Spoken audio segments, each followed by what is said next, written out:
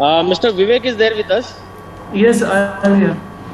Yeah. Good morning, Vivek. Mr. Vivek, I had given complete business. अब हमारा जो भी discussion हुआ था morning में, I had given all the details to the. Just give me 2 minutes. Just moving to another yeah, room. sure.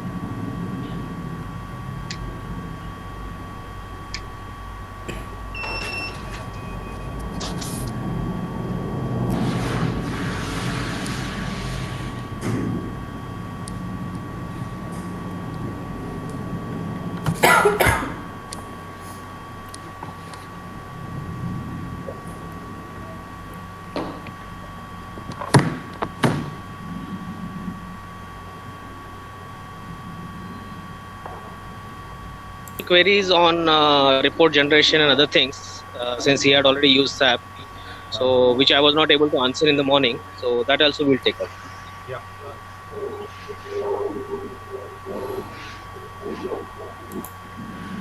Yes, now we can start. All right. Okay, over to you, Ganesh. Yeah. विवेक जी, मुझे सूरज जी ने बताया कि आपका कौन सा business है और क्या आप उसमें देख रहे हैं। फिर भी एक क्विकली आप अगर बताएंगे कि आपको कौन से प्रोसेसेस इसमें डिजिटाइज करने ईआरपी में लेके आने। ओके, मैं पहले थोड़ा बिजनेस के बारे में आपको बता देता हूँ। हम लोग इलेक्ट्रिकल पैनल्स बनाते हैं। हाँ। और उसके लिए हमारा एक सेटअप है। It's a new startup kind of thing, and हम लोग फरीदाबाद में सिचुएटेड है। हमारा जो प्रोसेस है उसमें 3-4 ऑपरेशंस होते हैं। जैसे सबसे पहले शीट आती है हमारे प्लांट में। शीट को काट के हम पैनल्स के डोर्स, साइड बार्स, टॉप बार, बिलो बार्स वो बनाते हैं। Cutting machine, punching machine, bending machine का एक ऑपरेशन है। हमारा पेंट होने के लिए पेंट शॉप में जाता है। पाउडर कोटिंग का पेंट होता है। एक प्रोसेस हो गया ये मैकेनिकल का। उसके साथ में एक एल्यूमिनियम की बार्स होती हैं, if you know about bus bars being used in electrical panels to transfer the current from one end to another end. उसकी कटिंग होती है, बेंडिंग होती है, पंचिंग होती है एज पर the required design and shape and kind of panels. उसके बाद उसके अंदर वो जो पूरा शेल तैयार हो जाता है पेंटेड का, नट बोल्ट के साथ या वेल्डिंग के साथ, तो वो नीचे आता है और फिर उसमें असेंबलीज होती हैं। नाउ मेजरमेंट इज, जो जितने भी हमारे शॉप्स हैं वो चाहे शीट मेटल के हों या बस बार के हों, प्रोडक्शन यूनिट्स हों, उनके लिए प्रोडक्शन प्लानिंग करनी है। स्टोर्स के लिए स्टोर्स मैनेजमेंट करना है, इन्वेंट्री कंट्रोल करना है, परचेज जनरेशन जो ईआरपी के थ्रू होगा, जो हमारे आउटपुट आएंगे, indent generation and PO generation और प्रोडक्शन ऑर्डर जनरेशन, वो उसके थ्रू कंट्रोल करना है मेरे को। और इसके अलावा जैसे मेरा सेल्स प्रोसेस, सेल्स डिपार्टमेंट की रिक्वायरमेंट है कि सेल्स का जो प्रोसेस है वो सीआरएम मॉड्यूल पूरा उनको चाहिए कि कैसे कैसे किस बंदे ने कहाँ फोन किया, उसकी क्या एक्टिविटी स्टेज पे है, डिजाइन अप्रूवल हुआ है कि नहीं है, उसका फाइनल क्या नेगोशिएशन, क्या प्राइस सेटअप हुआ है। क्योंकि बहुत सारे रिविजन्स होते हैं डिजाइन्स में, ड्राइंग्स में, एक्सेप्टेंस होती हैं, रिजेक्शंस होती हैं, कॉस्टिंग्स होती हैं, वो सब एक उनको चाहिए। Then also we are looking for कि जो हमारा आफ्टर सेल्स का जो कंप्लेंट्स आती हैं मार्केट से, वो हम उसके थ्रू ट्रैक कर पाएँ, हम एलोकेट कर पाएँ उस रीजन के इंजीनियर को, वो टाइम पे चला जाए और उसकी जो फीडबैक्स हैं वो हम कहीं रिकॉर्ड करते रहें। तो ये सब मेरी एक रिक्वायरमेंट्स हैं। इसके अलावा जो मैंने डिस्कॉन किया था इन द मॉर्निंग, वो हमें अकाउंट्स का जो फंक्शन है वो उसके साथ इंटीग्रेट करना है। अभी अकाउंट्स आप किस में करते हैं? टैली में? हाँ, अभी हम टैली में करते हैं, but Suraj ji told me like आपका एक कंप्रिहेंसिव पूरा ही एक सॉफ्टवेयर है जिसमें हमें मॉड्यूल शायद सेलेक्ट नहीं करने पड़ेंगे, वो पूरा का पूरा ही अवेलेबल हो जाएगा। Correct, exactly. आप एंड टू एंड देख पाएंगे। ओके। तो मेरे ख्याल से अभी we got a good idea. मैं आपके हिसाब से डेमो प्लान करता हूँ, मैं शेयर करता हूँ मेरा स्क्रीन एक बार। ओके, कंफर्म कीजिए, आपको दिखाई देगा।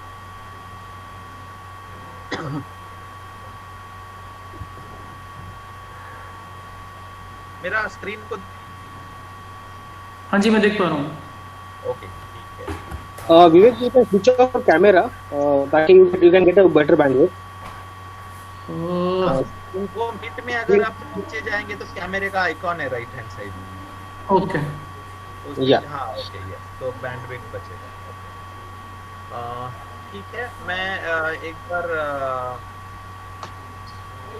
बिगिनिंग से शुरू करता हूँ।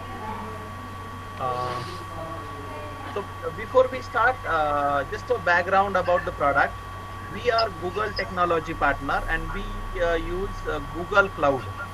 Google Cloud is our partner. Everything related to infrastructure, backup, security, continuous availability is managed by Google. Okay. So ये product जो है that runs in association with Google, and all these requirements which are non-functional requirement normally, but these are big headache for any company which owns the ERP. If they do it on their own premise, on house, they have to take their own backup, security, electricity, etc. So that all is not required. Google takes care of that. Okay आपके पास Google के account, Google का एक business account आता है आजकल, जी suit business emails के लिए, yes correct work करने के लिए, तो वो है आपके पास, तो आप उससे भी लॉग इन कर सकते हैं यहाँ से। नहीं तो नेटिव हम यूजर आईडी पासवर्ड क्रिएट करते हैं। अभी मैं यहीं से लॉग इन करता हूँ। लॉग इन होने के बाद मुझे अगर जो यूजर लॉग इन हो रहा है उसको अगर मल्टीपल कंपनी का एक्सेस है तो उसको चॉइस मिलता है किस कंपनी में एंटर करना है। तो आप मल्टीपल कंपनीज भी मेंटेन कर सकते हैं। तो मैं अभी एक सिलेक्ट करता हूँ कंपनी दोनों। और अगर मल्टीपल कंपनी का एक्सेस नहीं है या मल्टीपल कंपनी नहीं है आपके पास, तो लॉगिन करने के बाद आप स्क्रीन पे है, तो ये वाला जो स्क्रीन हमने देखा वो नहीं नजर आएगा। So this is the home screen of a ERP where you will see all the modules. This is where you will land when you log in. On the left hand side you see all the modules, like we have a approval management module. We will see how it works. We have a full-fledged accounting module till P&L and balance sheet.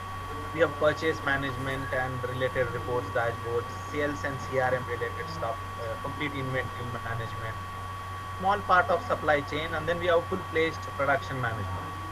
Along with this, we have a small modules, like you can process complete payroll on this site. We have a task management. We have a online expense management. People travel for various purposes. They can submit their expense. They go through online approval and then they go to the account as paid. Then we have a small bit of support management where you can register the cases and reassign between the people. And there is a project management. You can do a project plan and have various activities scheduled.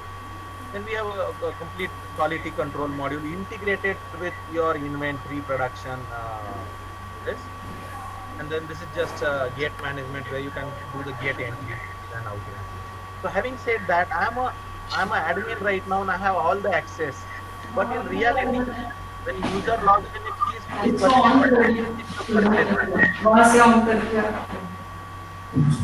okay. Yes. Yeah. So what I'll do is I'll give you a basic idea, some master settings idea. So first and foremost is the setup. Like we have a number of users that we add to. So we have this user created right now.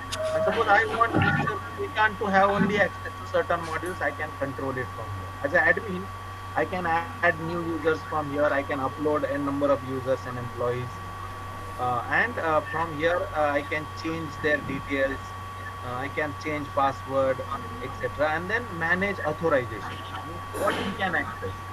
So I am saying that Mr. Srikanth can access the approvals coming to him only. He is not from account, so he cannot access or can access account. Within accounts also, if I want, suppose he accesses the account, but he cannot see the P&L. How he can do the declarative access management of all these modules. Okay, is this good? Yeah. About access control. Okay, and so I can save the changes related. But when user logs in, he will only see the access given to him by the admin. Okay, so this is one. Now second, we have a common masters in the systems, like everyone has. Like you have a customer master, We have a number of customers added here. You can have these details of customer, name, address, bank details, address details, all these can be added here. Similarly, we have a purchase master, supplier master. So you can have a number of suppliers added in the system again one by one, or you can upload it from Excel sheet. So those are there, and very important, we have a item master. Now this is the key part of ERP designing. Designing in the sense, when you implement a ERP, you should have proper categories and subcategories of items that move in the company, because those only will be used on your inquiries, purchase orders, quotations, inventories, in and out, etc. Okay, so I'll explain this in detail. This is a item master table where you can create all the items in the system. You can create the items one by one, and while creating item, you can give it a name. I will open existing item. This item. So you can give a item name. There is auto-generated ID on this. You can give a item code. Suppose if you have a codes to various products, you can give that. Even if you want to barcode, that is possible on this. You can set a purchase price. You can set a selling price if you sell those as spare part. What is the unit of measure? These unit of measures are customizable. You can add your unit of measure. How do you want to maintain this item? As an automatic batch ID or manual batch ID? Meaning what? When the item comes in and goes out of inventory, you can choose that I want to take the item from this batch ID. The batch ID can be auto-generated by system, or it can be manual, that user will enter the batch ID from manufacturer. If you want to track it by manufacturer ID only. And what is the movement of stock? So FIFO is the common movement in industrial thing, first in, first out. Then we can have a n number of categories created. You can put this item, whether it is which category it belongs to. So you can select one or more categories. And these categories are also configurable by the user himself.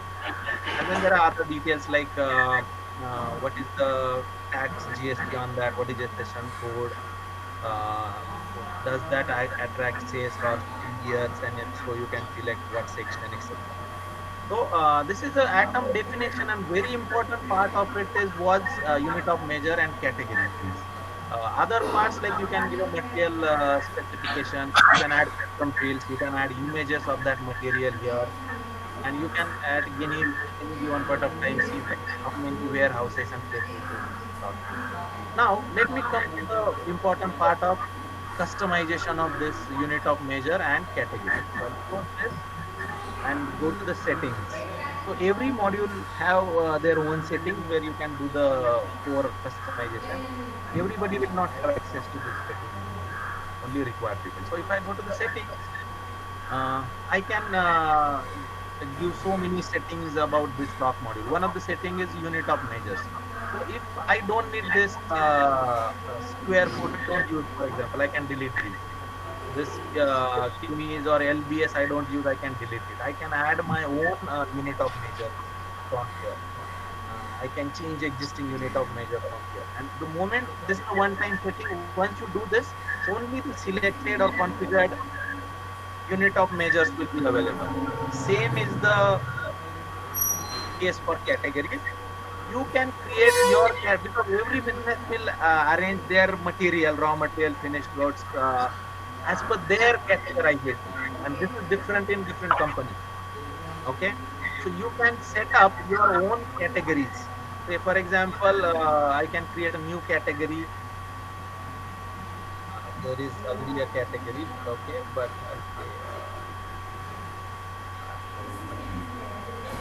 and this will go into subcategory of packing material or whatever.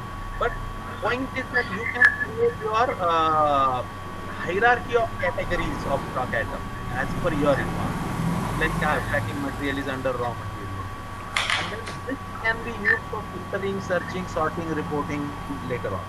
That means I can get a report. I want to see all the current stock of a packing material in the warehouse. I can see a current stock of raw material in the warehouse.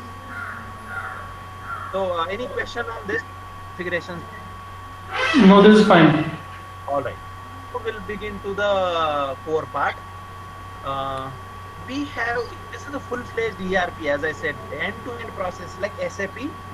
It is almost in line with the SAP, and we will see why.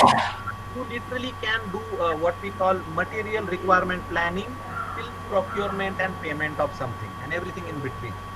The procurement to pay process, they normally say. We even come one step ahead and say material requirement planning to procurement to payment kind of. And let's see how that happens. I'm going into the production. Inside the production module, I have something called as BOM, bill of. You also use the bill of material for a panel, right? Yes. You say X type of panel, and there will be a bill of material for that. In your case, of course, it's design based, meaning every customer will, every order will have a different panel and different raw material required. But you might have a templates created from different. Let me explain you one sample. So I have one sample FG. If I edit this, I can add new BOM. I can upload from Excel sheet, and you can create n number of bill of materials. So I'll on this one. So what it says, in order to manufacture a sample product, the process, we have two types of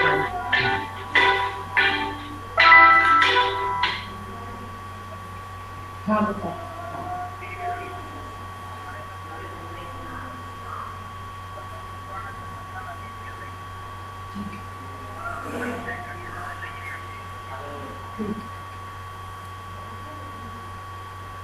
Yes, please. Yeah, okay. Yeah. So we should continue, right? Yeah. Right. So we have something called as assembly based. Like you mentioned, you have an assembly based process where you assemble the atom into a panel. Whether some atoms can be ready-made, purchased, bought out, or some atom you will fabricate mechanical process. Yes. So you can define this panel is assembly based, and then while defining this, you can say category 1, like raw material. While defining a BOM, I can say within category raw material, I need atom sample atom 1 2 quantity, sample atom 2 5 quantity. I can go on and add as many items as I want. Okay, on this. So this is one category. Similarly, I can add one more category, and I can say what kind of packing material is required. No, do you have the labels also in this form? Sorry, what? Label.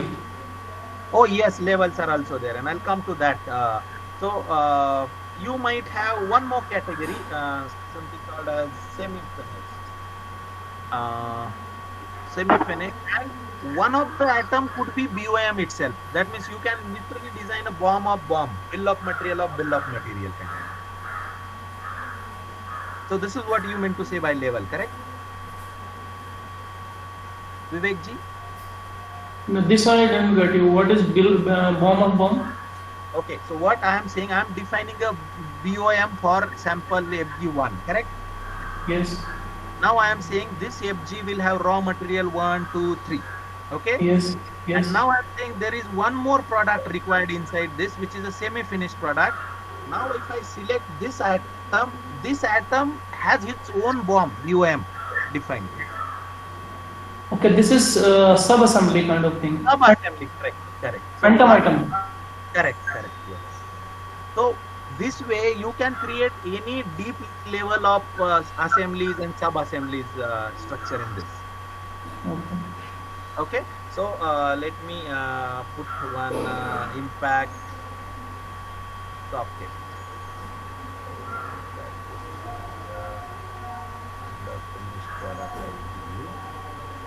Impact. There is one impact socket, one, and you can see immediately in front of this I don't see any icon, but in front of this I see an icon which says see the sub BOM, that is sub assembly, and this is also defined outside somewhere. Okay, so this is how you can create any structure many categories, many products, sub with sub assemblies. You can define, you can imagine as per your imagination. You can define the bill of material in any sub assemblies.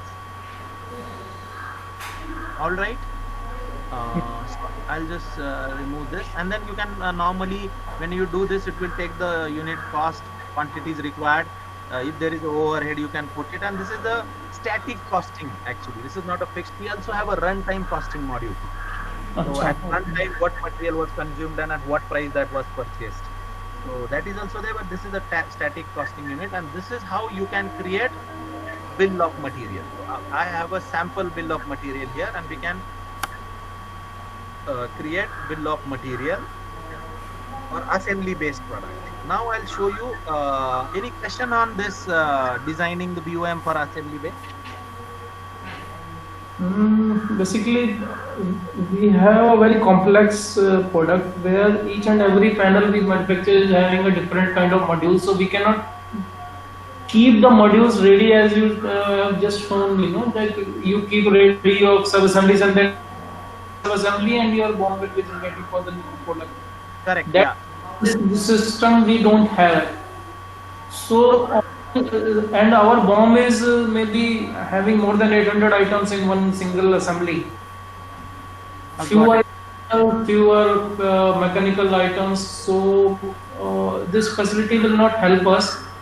What we are looking for is like we have a separate software which generate as per the standard OEMs. Like Siemens give us some assembly parts. Uh-huh. Based on the configuration and requirement of our customer, we give them the requirement and they give us the electrical parts required to build that particular panel. Understand. Okay, so Siemens will give you the BOM actually. You don't. Yes, to their software, we put the requirement and it actually generate the circuits and the bomb Uh-huh. parts required, and those bombs, those we want to upload in our local ERP like we are discussing just now.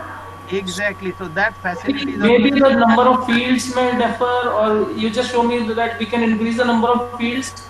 Yes. Yeah. Yeah. And you can see here, you can upload that BOM via Google Excel sheet here.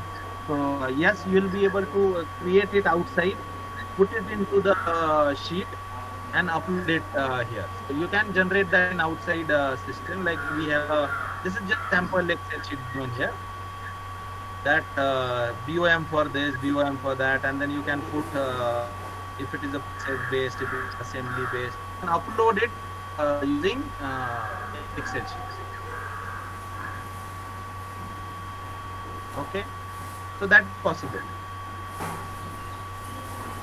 Or you so how if you are saying they give you the BOM, but then how many products are there? Suppose you take the BOM from their software and import here, so that is possible, but that changes for every client, correct?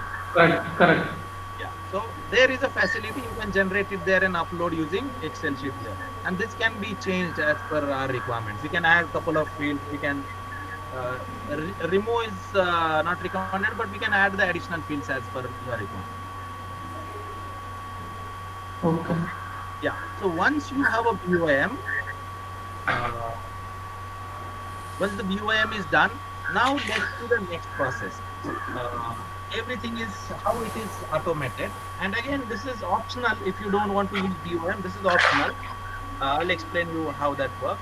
So, but if you use the BOM system, it will simplify the life. I'll explain how that happens. So we have a concept of production plan. Suppose now you get a sales order from, we'll see the sales order, but I'm putting a sales order from for this product from some customer. So for somebody comes into the system and creates a sales order.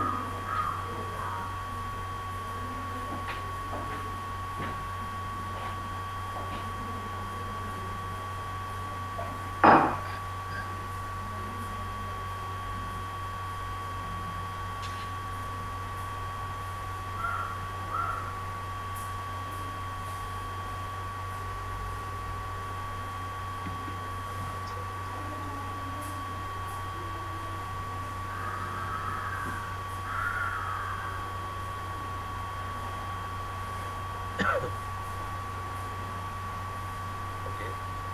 So this is just to simulate that we have a sales order for this product and we want to proceed. Okay. So I created a sales order number 13 here. Now, production plan, we can create production plan against two things, against a sales order. So I went to the production plan. I'm creating a new production plan now. I can define a plan as per my requirement that I want to create a plan for sample product one, 5 quantities, or again other at I want to manage. We have another option of creating the production plan against a sales order. The moment I select the sales order, it will create the quantities and this. I can schedule the when I want to run this production plan. So this is what I want to manufacture, these two panels.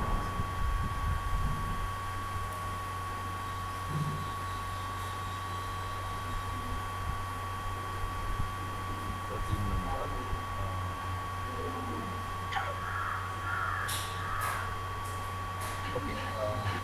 Now, when I create a plan, I can save it in draft mode, schedule state, in progress, etc. I put this in a schedule. Suppose I schedule a plan for manufacturing these two items here. So what system does? System will now go and create something called as MRP. Will run a MRP, material requirement planning. System right now we have two items defined in BOM, sample 1 and sample 2. So system goes and does this calculation, says how much quantity of these items is stock in hand for this facility here, how much is required for this plan for two quantities of BOM, what is safety quantity, do we have anything in purchase, do we have is there another production plan which has booked the quantities of each item, what is the stock in hand, effective stock in hand for this plan, do I need to purchase, yes or no.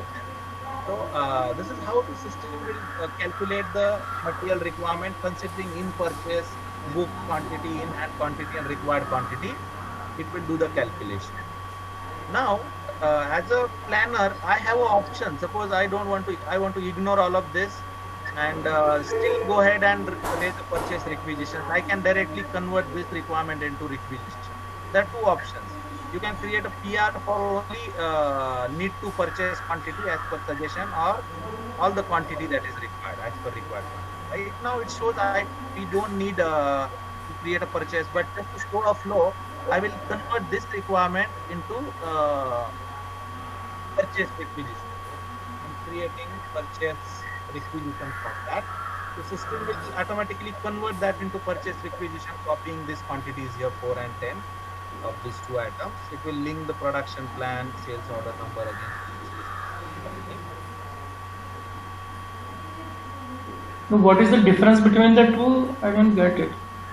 The difference between the two is system is doing a calculation how much you will need to purchase considering in store quantity, in purchase quantity, in book quantity. So only suppose you need 100 items for one, 200 for this, but system says we have some in stock, you need only 5 and 10 items. So you can create a purchase requisition for 5 and 10, or you can ignore the system suggestion and create a purchase requisition for all the items. Okay. As per current plan, ignoring what is stock in hand, ignoring what is in purchase, etc. Okay, so only delta, it is there are two cases. First case, only order the delta required additional quantity, or order complete quantity ignoring the system.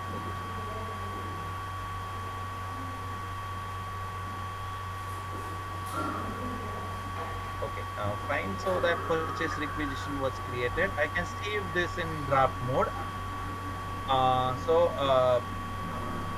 We also have a approval management. I will explain how that approval management works. But now there is no approval depend on this, so I will approve it myself. This purchase requisition will normally be approved by some management operation people, whether we need to purchase or not. Okay, so now I approved it myself. So what happens is when this purchase requisition is approved, automatic notifications are sent in the alert here. Similarly, email is sent out whenever something is approved to appropriate team. In this case, when the purchase requisition is approved, email will go to purchase team. That this purchase requisition is approved, you need to start procuring. One sample I'm showing here. Yeah, like this. So you see notification coming from ERP that this and this purchase requisition. This is old requisition I'm just showing. Right now, email notification is off, but it is showing this is how the notification is. Two places, one and in the email. So what purchase people will do, one they see a purchase requisition is approved, they come to purchase module, they can check all approved purchase requisitions here. They can open the purchase requisition and they can start their work. They can see what items are there in the purchase requisition, what quantity, what or date it is required. You can specify a complete due date when you want, or you can specify item. I didn't specify item wise. Jaikishan जी से लिखवा ले कि madam ने लिख के लिखो hello Yeah. एक पे करके लिखवा ले क्यों खोल मेरे लिए कुछ क्वेश्चन था विवेक जी? अभी आप आगे चलिए ना, I will ask. हाँ ठीक है। तो परचेस रिक्विजिशन के ऊपर परचेस टीम क्या कर सकती है कि वहां से इंक्वायरी भेज सकती है सप्लायर को विद इन सिस्टम, कुछ आइटम के लिए, जितने आइटम के लिए भेजना है उसका कोटेशन रिकॉर्ड कर सकती है इस रिक्विजिशन के अगेंस्ट, या आपके रेगुलर वेंडर है तो आप डायरेक्टली वन और मोर परचेस ऑर्डर्स क्रिएट कर सकते हैं। लेकिन अगर The quotation question is, suppose one we have a system is suggested one purchase requisition. Can I divide that purchase requisition into two separate purchase orders with two different suppliers? yes, correct, yes, we can divide that. Okay, so we have supposed to, we'll do in this case, we have two items, we'll give it to one item to one supplier, another to another. Okay, so you can No, there's one single item. I want to split the quantities into two, like 70% and 30%. That we call it share of business. yeah, that is possible, that is also possible. Yeah, one item itself, suppose 100 quantities required, 50 you want to give to one supplier, 50 to another, right? Right. Yeah. Yeah, that is possible. But so that is purchase order, but before that get a supplier quotation for new item and enter in system, so you will be able to get a quotation comparison sheet here automatically for these items, these quantities supply. Here you will see a column by each supplier, what is their rate and what are their terms and conditions. Okay, so you will automatically get a quotation comparison sheet in the system. Now I'll ignore that part and then convert it into a purchase order. Okay, let's convert it into the purchase order. I clicked on a create purchase order against that requisition. So it will take me a back reference of which production plan, which sales order, which PO. And now, while creating a purchase order, I have an option. So I'll give it to one supplier, supplier one, and I'll give 4 quantity full. You can define a supplier rate also, that will automatically come here once you define. You can see the last 3 purchase prices from system. You can add more specifications about the item.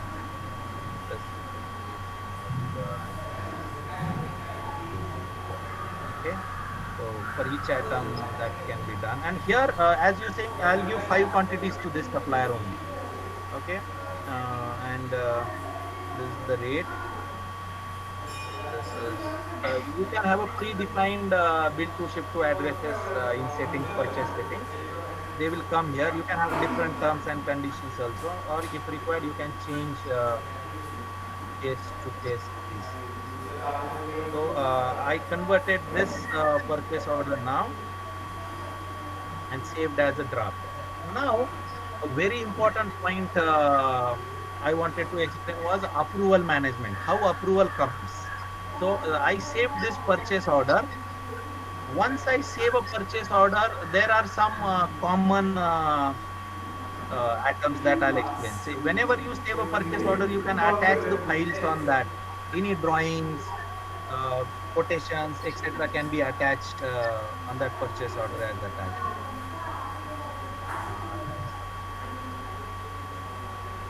I add some image. Okay, I can attach that. I can take a print out and see the preview of a purchase order or any document, quotation, invoice, etc.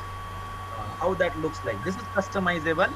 This is the GST format purchase order, but we can customize as per your requirement. Your logo, these columns and all can be rearranged.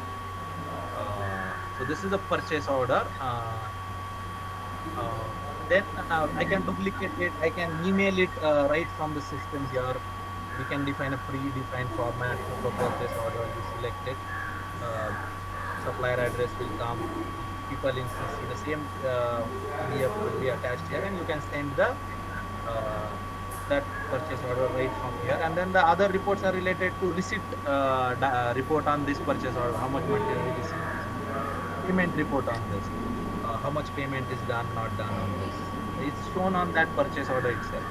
But now, very important part. Earlier, purchase requisition, I finalized myself, I approved myself. But now I see a submit button. You don't see. आपको ये submit button नहीं दिखाई देता अगर उसके ऊपर approval नहीं है तो, जब तभी दिखाई देता है अप्रूवल डिफाइन है तो अप्रूवल कैसे डिफाइन करते हैं हम, तो इसको मैं अभी ड्राफ्ट में सेव कर देता हूँ, आपको दिखा देता हूँ एक बार कि अप्रूवल कैसे डिफाइन करता है। सेटिंग्स में जाता हूँ, यहाँ पे सेटअप में, this is one time setup, मैं परचेस ऑर्डर को सर्च करता हूँ। यहाँ पे परचेस ऑर्डर के ऊपर मैं देखता हूँ तो ये परचेस ऑर्डर का अप्रूवल मैंने यहाँ पे ऐसा डिफाइन करके, लेवल 1 को परचेस मैनेजर अप्रूव, लेवल 2 को CMD अप्रूव करेंगे, और वो डिफाइन करते हैं इस तरीके से कि आप यहाँ पे आओगे सेटिंग्स में, उसके अप्रूवल सेटिंग्स, अप्रूवल करना है तो लेवल 1 आप रोल सिलेक्ट करोगे कि परचेस मैनेजर अप्रूव करेगा लेवल 1 पे, लेवल 2 पे CMD अप्रूव करेंगे, और आप कैसे डिफाइन करेंगे? और ये इसका लेवल कहाँ डिफाइन किया हमने? ये क्या हम अभी डिफाइन कर रहे हैं आपके सामने। नहीं, ये जो आपने कहीं ये मास्टर तो बनाया होगा ना, यूजर मास्टर में, where we have defined manager. हाँ, यस, हमें सेटिंग में हमारे पास एक रोल मास्टर है, यूजर रोल मास्टर, उसमें आप नाम डाल सकते हैं अपने हिसाब से, कंपनी के हिसाब से रोल क्रिएट करेंगे, और यूजर हमने hello Vinay ji, madam interested to ask a question. हाँ, वो रोल के बारे में ना मैडम। यस, कि मतलब कि हम रॉ मटेरियल या फिर क्वांटिटी वाइज या परचेज की जो भी हमारा प्राइस वाइज कैसे लेवल डिफाइन करेंगे भाई, जैसे 50,000 तक की जो परचेज है उसे लेवल 1 देख सकता है, उससे अबव की परचेज के लिए हमें CMD का 1 लाख या 2 लाख की परचेज है तो बिल है तो उस परचेज ऑर्डर पे हमें CMD का साइन चाहिए। ये हम कैसे इसमें मार्क करेंगे कि लेवल 1 की जो है लिमिट इस लेवल तक की है?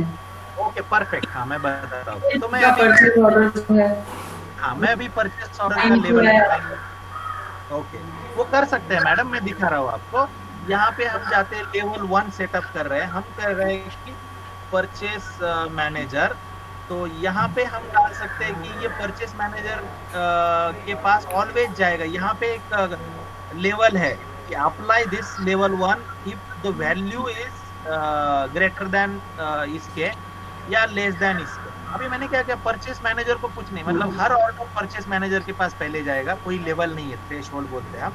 लेकिन मैं कहता हूँ कि दूसरा लेवल CMD का, यहाँ पे ये जब लेवल मैं डिफाइन करता हूँ CMD, यहाँ पे लिखूंगा मैं 10,000 से ज्यादा है तो CMD के पास जाएगा, नहीं तो जरूरत नहीं है परचेस मैनेजर की। ये है 10,000 से ज्यादा है तो ही लेवल 2 पे जाएगा। अगर आपको और कोई एडिशनल लेवल लगानी है तो वो भी लगा सकते हैं आप इस तरह। ठीक है। आपका क्वेश्चन सॉल्व, मतलब आंसर कर दिया? हाँ, थैंक यू। तो इस तरीके से आप चाहे उतने लेवल्स डिफाइन कर सकते हैं आपके हिसाब से, उस कंडीशनली प्राइस वाइज। तो ये अभी 2 लेवल है यहाँ पे परचेस ऑर्डर के ऊपर। ठीक है, तो ये हो गया परचेस ऑर्डर का एक टाइप। यहाँ पे आप एडिशनल परचेस ऑर्डर टाइप भी डाल सकते हैं। अभी फिलहाल के लिए तो मेरे पास एक ही टाइप है डिफॉल्ट करके, लेकिन जनरली क्या होता है आपके बिजनेस में आप परचेस ऑर्डर डालते हैं आपके रॉ मटेरियल के लिए जो प्रोडक्शन में चाहिए। कभी कभी परचेस ऑर्डर डालते हैं कंज्यूमर के लिए, पेन नोट चाहिए, नोटबुक चाहिए, पेन चाहिए, उसके लिए। तो आप अलग अलग टाइप के परचेस ऑर्डर क्रिएट कर सकते हैं और उसका अलग अलग लेवल हो सकता है। यहाँ पे अगर और एक लेवल में ऐड कर देता था तो उसका अप्रूवल में अलग तरीके से सेटअप कर सकते हैं। ओके, ठीक ये है। हो गया। ये परचेस ऑर्डर का मैंने दिखाया। ऐसा आप कुछ भी करना रहेगा, कोटेशन भी भेजने रहेंगे आप। यहाँ पे आपका खुद का अप्रूवल कोटेशन के ऊपर लगाएंगे। सेल्स ऑर्डर भी सिस्टम में आएगा तो सेल्स ने पंच किया ऐसे नहीं, वो कोई ना कोई अप्रूव करेगा, उसका भी अप्रूवल लगाएगा एक्सेट्रा। हम डाल सकते हैं। अभी सेल्स ऑर्डर पे अप्रूवल नहीं लगाया था, इसलिए मैं खुद जो डालता है वही अप्रूव कर रहा था। लेकिन जिस दिन अप्रूवल आएगा कोई डायरेक्ट भर नहीं पाएगा, उसको फिर इस तरीके से जाना पड़ेगा। अभी मैं दिखाता हूँ आपको कि वो अप्रूवल आगे कैसे चलेगा सेटिंग में। तो सिस्टम में अभी मैंने जैसे ही परचेस ऑर्डर भरा, ड्राफ्ट मोड में रखा मैंने, तो हम और एक काम कर लेते हैं। जो बचा हुआ मटेरियल था उसका भी सेल्स और परचेस ऑर्डर था। गणेश जी, ये आपका हेड ऑफिस कहाँ पर है? अब पुणे में है मैम। पुणे में है आपका ऑफिस? पुणे में ही है और यहाँ पे एनसीआर में भी है? एनसीआर में ऑफिस नहीं है, हमारे एक पार्टनर है वहाँ पे। अच्छा अच्छा, कौन है? एक कंपनी है जो हमारे प्रोडक्ट सेल, मतलब वो विजिट वगैरह नहीं करती है लेकिन रीसेल करती है प्रोडक्ट। वो मतलब वो अपना वो पार्टनरशिप में किस तरीके से आपके साथ? हाँ जी, यस। किस तरीके से, मतलब क्या पार्टनरशिप है आप लोगों की? वो सॉफ्टवेयर से डील करते हैं, वो सेल्स से, या कैसे क्या है? हाँ, सेल्स रिलेटेड वो सेल्स करते हैं, बाकी टेक्निकल सपोर्ट इम्प्लीमेंटेशन हम करते हैं। तो जैसे आपकी टीम, अगर हम अपने यहाँ पे ये आपका सॉफ्टवेयर स्टार्ट कराना चाहते हैं तो क्या प्रोसेस रहेगा? आपकी टीम वहां से आएगी उसको इम्प्लीमेंट कराने के लिए, टेक्निकल उसको Yes. सारी टीम को समझाने के लिए? यस, दोनों तरीके से हो सकता है आपके हिसाब से। नंबर वन, क्योंकि ये क्लाउड बेस्ड है, गूगल के क्लाउड पे रन होता है, जैसे हम अभी ट्रेनिंग दे रहे हैं वैसे भी हो सकता है।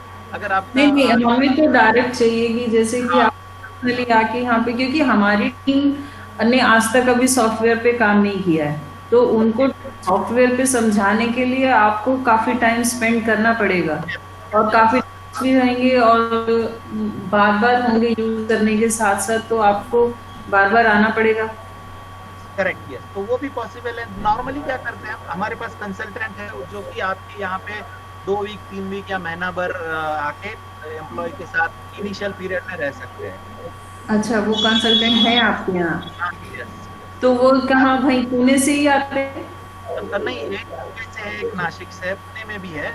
जो अवेलेबल अच्छा। रहेंगे वो एक आपके रिक्वायरमेंट के हिसाब से 15 दिन महीना भर वो आके आपके ऑफिस में काम करेंगे। ठीक है। और इस सब का क्या इन्होंने कोड किया, कुछ है?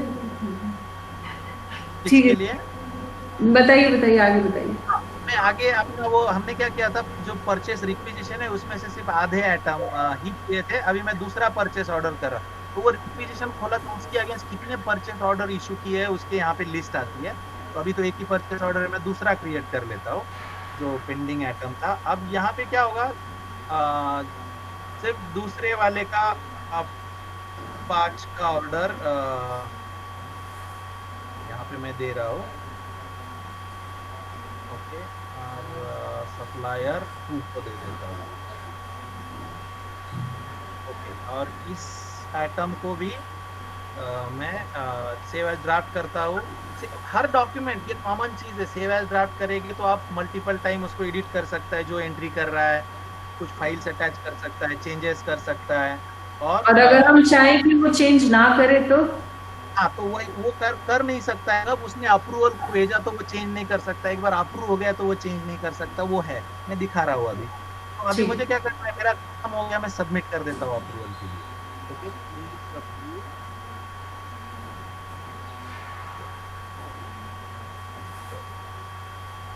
अभी ये मैंने सेंड कर दिया पर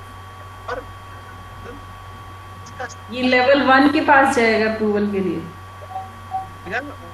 पास अभी अप्रूवल नहीं कर गया है।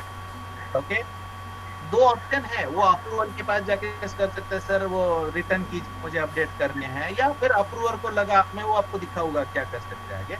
बट अभी वो चेंज नहीं कर सकता, ये यहाँ पे चेंज का बटन नहीं आता, और उसको यहाँ पेंडिंग अप्रूवल दिखाई देता है, और यहाँ पे अप्रूवल डिटेल्स में पता चलेगा उसको किसके पास है, तो लेवल 1 पे पेंडिंग अप्रूवल ऐसा दिखाई देता है। ओके, और स्किप्ड लेवल 2 में मतलब अच्छा उसको जरूरत नहीं है इसकी। क्योंकि इसका सिर्फ प्राइस जो है ना, मैंने कहा था दूसरे अच्छा ठीक है, तो वो लेवल 2 का है नहीं अभी ऑर्डर। करेक्ट, अभी वो लेवल, लेकिन पहला परचेस ऑर्डर है उसमें लेवल 2 को गया रहेगा, मैं दिखाऊंगा। ओके, तो मैं वो परचेस ऑर्डर भी सबमिट कर देता हूँ, ताकि वो लेवल 2 के सीएमडी के पास भी जाए। 10,000 से ज्यादा डालेंगे तो सीएमडी के, यहाँ पे उसको पता चलता है पेंडिंग अप्रूवल। अभी मैं इसको भी खोलता हूँ, और इसका प्राइस जो है 10,000 से बढ़ा देता हूँ मैं।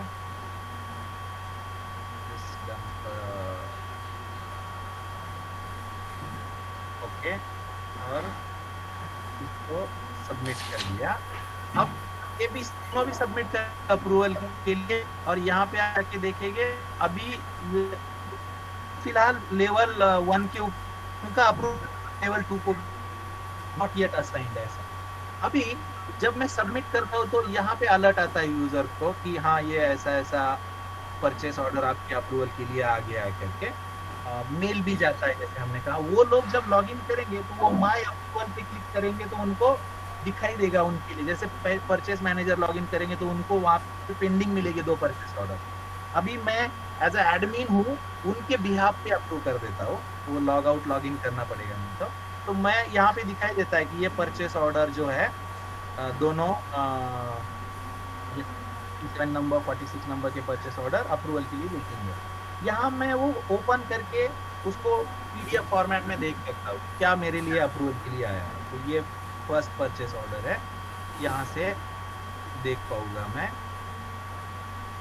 और दूसरा ऑप्शन क्या है, मुझे लगता है कभी किसी को रीअसाइन करूँ मैं अप्रूवल के लिए, इन बिटवीन में यहाँ पे नाम डाल के भेज सकता हूँ एज अ अप्रूवर। दूसरा क्या कर सकता हूँ मैं, send back to creator please terms and condition करके वापस भेज सकता हूँ। या फिर मुझे देखना है कि क्या पहले अप्रूवल किसने किया है, क्या कमेंट्स डाले हैं, वो मैं यहाँ पे देख सकता हूँ जाके। और उसमें जाके सपोज कुछ अटैचमेंट्स है, कुछ प्रूफ्स अटैच किए हैं, कोटेशंस अटैच किए हैं, तो वो भी मैं यहाँ आके देख सकता हूँ।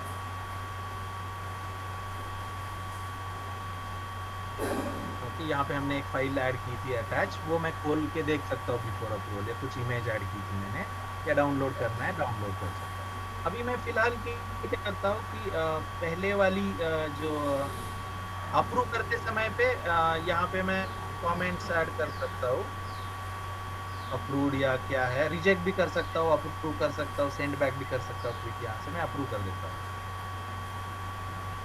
तो पहले वाला परचेस ऑर्डर मैंने जब अप्रूव किया तो वो तो लेवल 1 को ही गया था, तो वो इमीडिएटली अप्रूव हो जाएगा वहीं से, यहाँ पे बता रहा है। दूसरे वाला जो है अभी वो मैं as a purchase manager approve कर देता हूँ।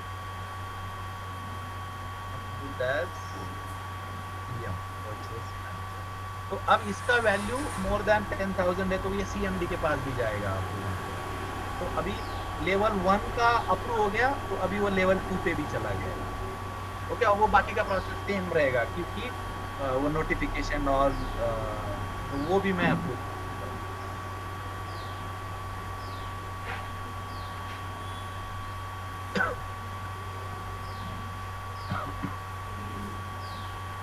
तो अब ये परचेस ऑर्डर फाइनली अप्रूव हो गया। मैं एक बार परचेस ऑर्डर में जाके, और अप्रूव्ड परचेस ऑर्डर को हम चेंज नहीं कर सकते, उसको चेंज करना, जैसे ये परचेस ऑर्डर है, अभी मैं अगर खोल के देखता हूँ तो उसका स्टेटस फाइनलाइज्ड है, दिस इज अप्रूव्ड नाउ, और यहाँ पे वो फ्रीज रहेगा, चेंज नहीं कर सकता।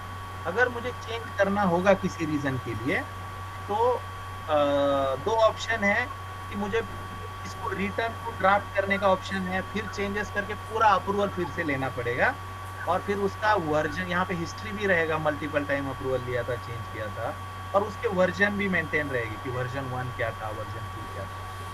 तो ये कॉमन फंक्शनैलिटी है, सब सेल्स ऑर्डर पे, कोटेशन पे आपको ये मिल जाएगा। Okay, any questions on the approval part?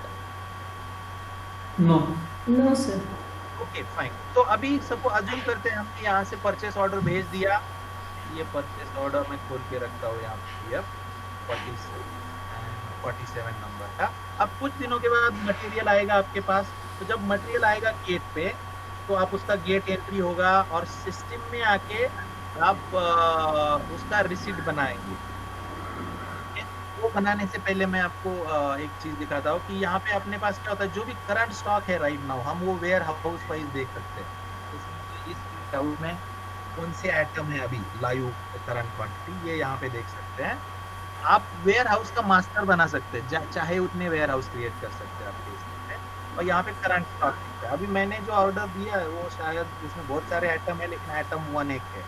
तो आइटम 1 का यहाँ पे 50,000 कुछ तो भी रेटी है, मैं ये के रखता हूँ ताकि जब सीट बनाएंगे ये चेंज होता है।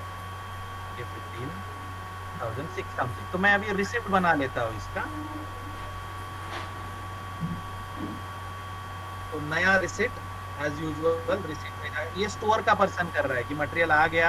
अभी उसके पास चॉइस है कि रिसिप्ट बनाते समय वो लिखे कि किस सप्लायर से मटेरियल आया, कौन सा आइटम आया, ऑटो किट करके वो भर सकता है। यहाँ पर कम टाइप 1 टाइप तो मास्टर में से दिखाई देता है। या दूसरा ऑप्शन है पता क्या है, तो परचेस नंबर ये और आप ओपन पर दिखाई देता है। ओके, मैं एक परचेस ऑर्डर सिलेक्ट करता हूँ तो कंप्लीट रिसिप्ट भर के आता है आपके लिए कि कौन से एसपी के अंदर था, किस सप्लायर से था, किस प्रोडक्शन प्लान के लिए परचेस ऑर्डर है, क्या प्राइसेस है, जीएसटी है। और एक परचेस ऑर्डर में अगेंस्ट मल्टीपल जीआरएन भी बना सकते हैं आप। तो जितना ड्यू क्वांटिटी बचा हुआ है परचेस ऑर्डर के ऊपर उतना ही कॉपी होता है।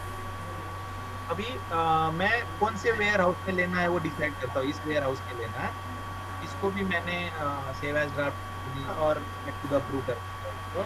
ओके, इसके ऊपर भी अप्रूवल है, क्विकली अप्रूव कर देता हूँ।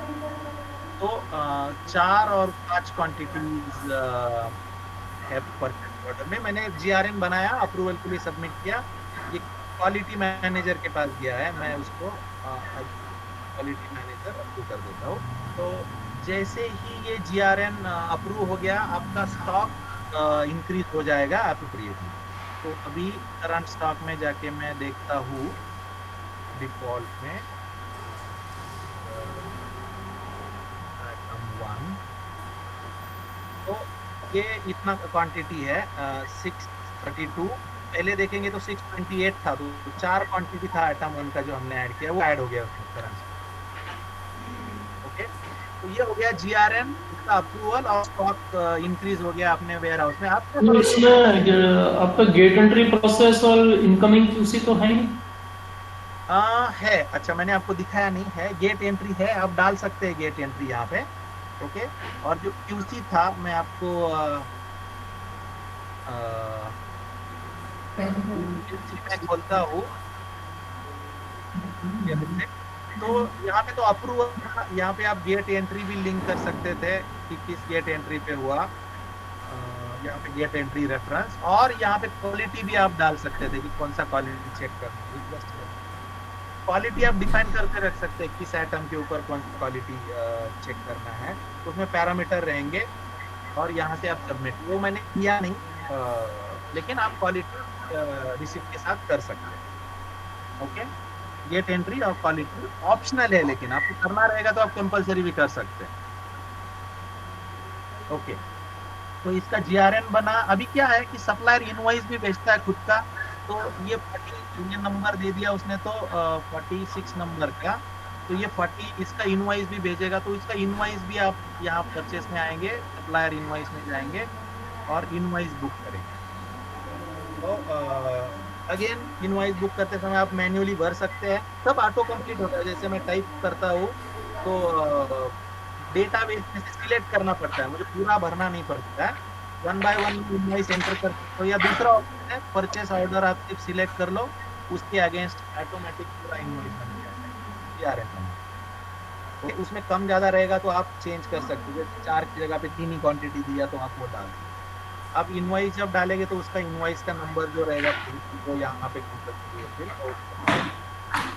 और फिर उसका पेमेंट टर्म्स क्या है आपका। अगर आप कहते हैं 30 डेज है तो यहाँ पे पेएबल डेट 30 डेज का होगा, दैट इज 6th ऑफ मार्च का पेएबल डेट होगा इसका।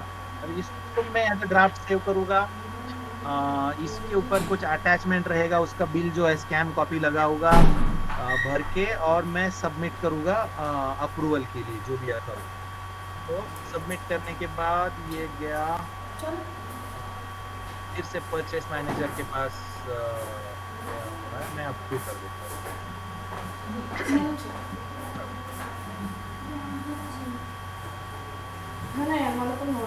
तो ये सप्लायर का इनवॉइस बुक हो गया, लेवल 1 से अप्रूव हुआ, लेवल 2 पे नहीं जाएगा, थ्रेशोल्ड हमने 1 लाख रखा हुआ है, तो ये अप्रूव हो गया। इसका डायरेक्ट एंट्री हो जाएगा अकाउंटिंग में as a payable on 6th of March, that 39,000 something. तो मैं अकाउंटिंग में गया और यहाँ पे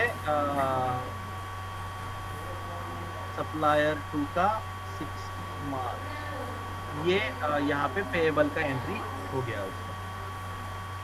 ओके, आप उसका लेजर देखेंगे जाके अकाउंट का सप्लायर 1 का, तो ये अभी का एंट्री आपको दिखाई देगा। तो ये हमारे पास अलर्ट भी आ जाएगा 6th ऑफ मार्च को कि आज हमें इसकी पेमेंट करनी है। यस, अलर्ट भी आएगा, आपको ईमेल भी आएगी डेली में, वो भी दिखाऊंगा आपको। वो 6th मार्च को ही आएगी या 4th या 5th मार्च को भी आएगी? मैं आपको दिखा रहा हूँ यहाँ पे रिपोर्ट है अकाउंटिंग में कॉल्ड पेएबल रिपोर्ट और रिसीवेबल रिपोर्ट। तो यहाँ पे सिस्टम क्या करता है, आपको ये रिपोर्ट भेजता है ईमेल में और ये फॉर्मेट में भेजता है कि आज क्या पे करना है आपको, due today, due 5th of February, कितने इनवॉइसेस ड्यू है। ओके, फिर दिखाता है नेक्स्ट 7 दिनों में कौन से ड्यू है, 6 से लेके 11 तक फरवरी के कौन से इनवॉइसेस ड्यू है, और जो पास्ट ड्यू है, ड्यू डेट हो चुकी है, वो कौन से इनवॉइसेस पे। तो ये आपको पूरा स्नैपशॉट आता है आज का और नेक्स्ट 7 डेज का और प्रीवियस का कुछ बचा रहेगा। तो ये मेल आपके में आ जाता है, ये मेल से आता है, मेल के थ्रू में। हाँ, ईमेल आता है आपको, जो भी आप कॉन्फ़िगरेबल करोगे उन लोगों को ये ईमेल जाता है कि ये आपका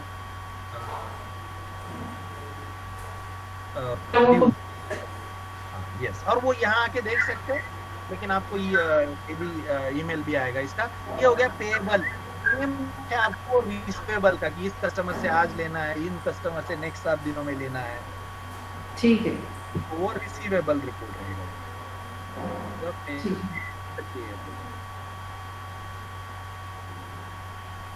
अच्छा, इसी तरीके से रिसीवेबल भी आ जाएगा, किस किस से लेना किससे लेना है कस्टमर के, जो भी जैसे पेमेंट रिसीवेबल रिपोर्ट, आज पेमेंट ड्यू नहीं है लेकिन कल नेक्स्ट 7 डेज में एक पेमेंट ड्यू है अपना, ये यहाँ पे दिखाई देता है ठीक है। इस हिसाब से, और ऑलरेडी ड्यू कौन से हो चुके हैं जो हमें पेमेंट नहीं आया, तो ये भी यहाँ पे रिपोर्ट आएगा। ओके, तो मैं हम लोग एक बार टॉप लेते हैं और देखते हैं कि आपने क्या देखा। हमने शुरू में कहा था कि ERP में कैसे एंड टू एंड होता है, मतलब material planning till procurement to payment. तो हमने क्या किया, इनिशियली BOM प्लान बनाया, वहाँ से हमने परचेस रिक्विजिशन डाला, परचेस रिक्विजिशन अप्रूव हुआ, उसके कोटेशन एक्सेट्रा हो गया, परचेस ऑर्डर हुए, उसके अप्रूवल हुए, बाद में मटेरियल आया और उसका स्टॉक एंट्री किया। आपको करना रहेगा तो गेट एंट्री प्लस क्वालिटी का भी इंक्लूड कर सकते हैं ऑप्शनली, ठीक है। उसका गेट एंट्री हुआ, स्टॉक अपडेट हो गया आपके वेयर एंट्री में, आपने सब बिल बुक कर दिया सिस्टम में, वो अकाउंट में गया और वो आपके टेबल में चला गया अकाउंट। ये SCM क्या है इन्वेंटरी के नीचे? वो सप्लाई मैनेजमेंट रिलेटेड शायद ये नहीं रहेगा, लेकिन मैंने जो अभी एक्सप्लेन किया, हमने प्रोक्योरमेंट टू पेमेंट का जो प्रोसेस होता है कि पूरा की पूरा हम डिजिटल कर सकते हैं with appropriate approvals and the reporting around. इसके ऊपर कोई क्वेश्चन है अभी? नहीं, ठीक। ओके, तो ये SCM जो है वो रिटेलर, जो डिस्ट्रीब्यूटर, सब डिस्ट्रीब्यूटर होते हैं उनके लिए होता है, तो शायद आपको ये ओके। तो ये हो गया हमारा one side of the flow. अभी देखते हैं the other side of the flow, that is consumption. Consumption मतलब क्या कि आपका प्रोडक्शन शुरू हो गया, फिर किसी ने मटेरियल मांगा, फिर इन्वेंट्री वाले ने उसको इशू कर दिया। तो हमने जो प्लान बनाया था कि ये हमें मैन्युफैक्चर करना है ये प्रोडक्ट इस सेल्स ऑर्डर के लिए, तो वो सपोज मैं यहाँ जाके बोलता हूँ कि अभी मैंने मैन्युफैक्चरिंग शुरू कर दी, मेरा मटेरियल आ चुका है, तो मैं जैसे प्रोग्रेस डालता हूँ यहाँ से मैं मटेरियल रिक्वेस्ट कर सकता हूँ। As a production person I can create a material requisition कि मुझे ये मटेरियल चाहिए 4 और 10 क्वांटिटी। इसका भी अप्रूवल हो सकता है, अभी अप्रूवल नहीं लगा है। ये मैंने रिक्वेस्ट डाल दी प्रोडक्शन से। अभी स्टोर वाले बंदे को अलर्ट आता है, ईमेल आता है, वो यहाँ हो गए, तो यहाँ पे अब क्या है मटेरियल रिक्विजिशन डाला है। जैसे यहाँ पे मैं करके देख सकता कौन सा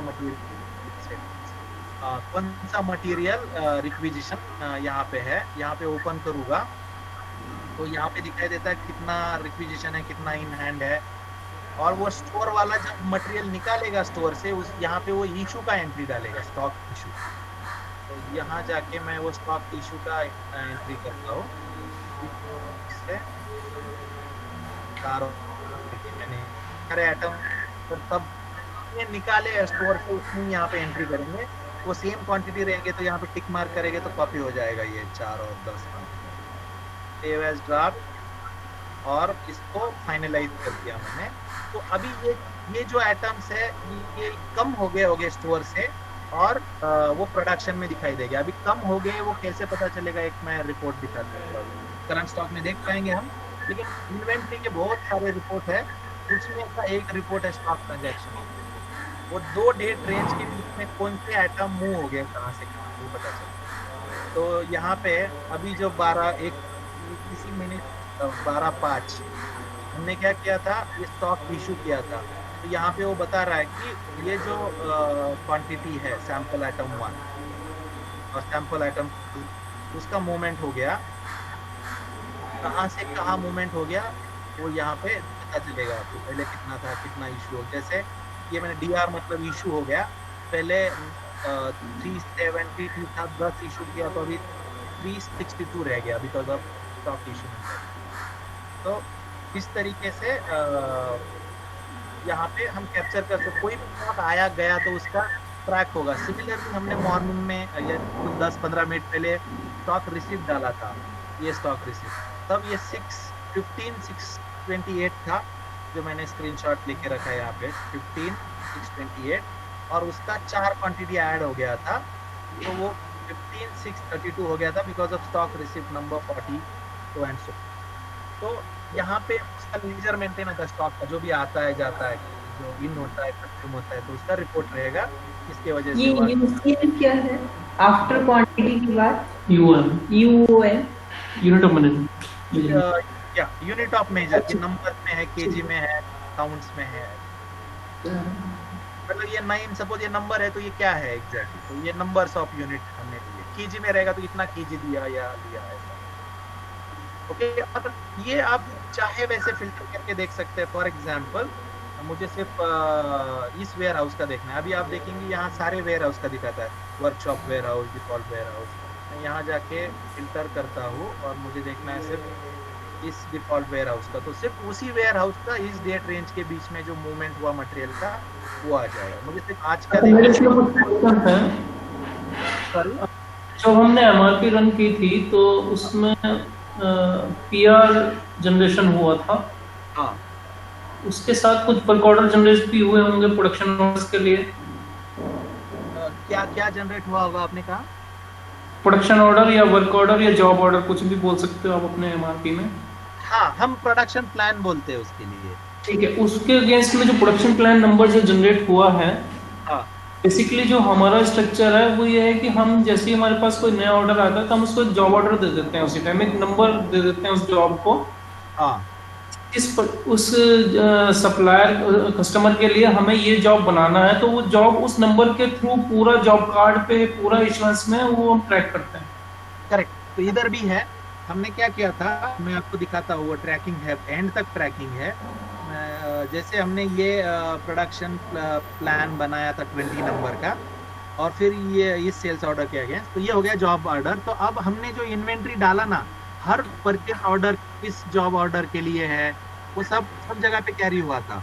और वो हाँ, परचेज ऑर्डर तक तो अंडरस्टैंड, लेकिन जब इश्यूएंस लेने जा रहा है कोई बंदा प्रोडक्शन फ्लोर से, हाँ the production inventory consumption may be on two patterns. It can be backflash as per the BOM, that is auto backflash as per at the time of QC okay of final product, or maybe through pick list like what you are suggesting कि वो से एक indent बनाएगा, वो store में लेके जाएगा, उसमें साइन करेगा, issue slip kind of thing. तो आई वांट टू सी कि वो कैसे ट्रैक करेगा कि ये कौन से जॉब ऑर्डर के अगेंस्ट में इश्यूएंस है, वो कहाँ से ट्रैक हो रहा है। ओके, तो नंबर 1, जब आप परचेस करते हैं, जैसे हमने ये 4 आइटम परचेस किए थे आइटम 1 का अभी, राइट, तो वो यहाँ पे उसका बैच आईडी बन गया ऑटोमेटिक कि ये 4 का टोटल क्वांटिटी तो अपने पास बहुत सारी है, लेकिन ये divide by various batch IDs. तो इस पे क्लिक करेंगे बैच आईडी के ऊपर, तो यहाँ पता चलता है ये जॉब नंबर 20 के लिए आया था, सेल्स ऑर्डर, परचेस ऑर्डर, ये सब ट्रैक हुआ है उसके ऊपर। ओके, तो आप जब इशू करोगे तो रिक्विजिशन जब आता है, तब वो अगेंस्ट वन रिक्विजिशन डाला आपने वो जॉब से, प्रोडक्शन प्लान से, तो वो यहाँ पे जब हम देखते हैं, अभी तो क्लोज हो गया, मैंने इशू किया, लेकिन यहाँ पे पता चलता है किस प्लान के लिए रिक्विजिशन। नहीं, वो कैसे सेलेक्ट कर रहा है कि किस प्लान के लिए है? अगर मेरे 4 प्लान्स चल रहे हैं शॉप फ्लोर पे, हाँ, तो वो कैसे आइडेंटिफाई होगा? तो हम जब रिक्विजिशन डालते तो वो पहले प्लान खोलते हैं। मैंने क्या किया था, ये 20 नंबर का प्लान है ये रिक्विजिशन, मैंने क्या किया था आपको दिखाता हूँ फिर से। प्रोडक्शन प्लान में गया, ये प्लान के अंदर एंटर हुआ मैं 20 नंबर के प्लान के अंदर, और इस प्लान के लिए रिक्विजिशन डाला यहाँ से। तो जब मैं यहाँ से डालता हूँ तो इसी प्लान के लिए जिस प्लान नंबर से डाल रहा हूँ। तो हाँ, यहाँ पे एक बार बताइए, जब मान लीजिए 20 प्लान में वो आइटम उसके बीओएम में एग्जिस्ट करता ही नहीं है, और हाँ, अभी बाय डिफॉल्ट क्या होता है, जब आप यहाँ रिक्विजिशन डालते हो तो बीओएम के आइटम ही आते हैं, लेकिन आप एडहॉक आइटम मांग सकते हो कभी भी। जब जैसे मुझे कुछ और रॉ मटेरियल चाहिए रैंडमली जो बीओएम में नहीं है, तो ये बॉम से कंट्रोल नहीं है रिक्वेशन। BOM से कंट्रोल्ड है, by default is controlled by BOM, but you can add ad hoc requisition also. ये आप फिर से देखिए, जब मैं यहाँ पे नहीं, I want to see this check कि सपोज सैंपल 1 और सैंपल 2 के अलावा, क्योंकि हमने बॉम में केवल यही आइटम लिए थे शायद अभी, तो अगर सैंपल 3 डालना चाहूँ तो it will give me a trigger कि it is not BOM item. हाँ, यस, उसको एड हॉक करके बताता। बाय डिफॉल्ट जब मैं रिक्विजिशन बनाता हूँ यहाँ पे न्यू, तो सिर्फ बॉम आइटम ही आते हैं यहाँ पे, जो बॉम में है वही आते हैं, मैंने सिलेक्ट नहीं किए कौन से आइटम। ओके, बट मैं एडिशनल डाल सकता हूँ यहाँ, एड हॉक करके आइटम्स मांग सकता हूँ additional. Okay, then that is based on your raw material part number. But अगर मान लो बॉम में रिक्वायर्ड आइटम 10 थे और मैं 12 इशू कराना चाह रहा हूँ, तो कर सकते हैं आप। तो यहाँ नहीं, वो ट्रिगर आएगा कि वो over and above BOM you are getting it issued. हाँ, यस, आ जाएगा बॉम के, शायद वो फ्लैग है या नहीं पता नहीं, लेकिन यहाँ से आप over and above BOM you can request I can request, that is okay. What you are saying कि मैं एक्स्ट्रा कुछ भी इशू करा सकता हूँ, that is fine. My is at the end of the day मेरे को ये पता लगे कि इस जॉब बनाने के लिए 10 पीस रिक्वायर्ड थे, तो इतनी कॉस्टिंग मेरी ज्यादा हो रही है, 2 मैंने एक्स्ट्रा इशू कराए हैं। right. You want to restrict that? You want to restrict that? What do you mean to say? I don't want to restrict. Maybe I want to put the approval metrics on the over quantity. Or second one, it should be at the end of the dispatch, final production. I want to calculate the actual cost. तो actual cost जो है वो तो automatic होने वाली है, मैं बताता हूँ कैसे। जब हम परचेस करते हैं आइटम, ओके, तो वो मैंने शायद एक्सप्लेन नहीं किया। जब हम परचेस करते हैं आइटम, वो हमारा परचेस ऑर्डर का कॉस्ट आता है, फिर रिसिप्ट वो जब सिस्टम में आता है तो उसका अप्रोप्रिएटली कॉस्ट मेंटेन होता है बैच आईडी लेवल पे। ये MVC मूविंग एवरेज कॉस्ट क्या है पर आइटम, और इस बैच आईडी के लिए कितना लगा। जैसे हमने ये डाला था 4 आइटम के लिए पर प्राइस इतना, तो अब मैं जितना मटेरियल इशू करता हूँ तो रियल बैच आईडी से जाता है रियल टाइम पे, तो वो उस बैच आईडी पे कितना कॉस्ट आया ये कैलकुलेट होता रहता है। और at the end of day अभी तक हमने देखा नहीं है, फिनिश प्रोडक्ट का एंट्री नहीं किया है, लेकिन जब वो एंट्री करेगा तो पूरा कॉस्ट पकड़ेगा वो, कितना रॉ मटेरियल का कॉस्ट था, कितना प्रोसेस का कॉस्ट था, और आपका ऑटोमेटिक रियल टाइम कॉस्ट आ जाएगा। प्रोसेस की कॉस्टिंग कहाँ पे करते हैं? वो प्रोसेस लेवल पे करते हैं, ये रॉ मटेरियल का हो गया। और जब हम प्रोसेस डिफाइन करते हैं बीओएम के ऊपर, तो सपोज मैं आपको इसका दिखा देता हूँ, प्रोडक्शन में गए, सैंपल एफजी हो गया,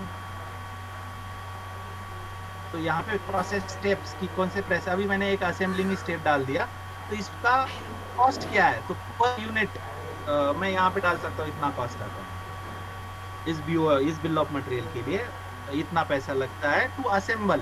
और अगर मल्टीपल प्रोसेसेस है तो मल्टीपल प्रोसेसेस पे वैल्यूज आ जाएगी, तो ये एड ऑन होते जाएगा उस रॉ मटेरियल के ऊपर प्रोसेस। ओके, और अभी ये कुछ ओपन क्वेश्चन है इसके ऊपर? ठीक है।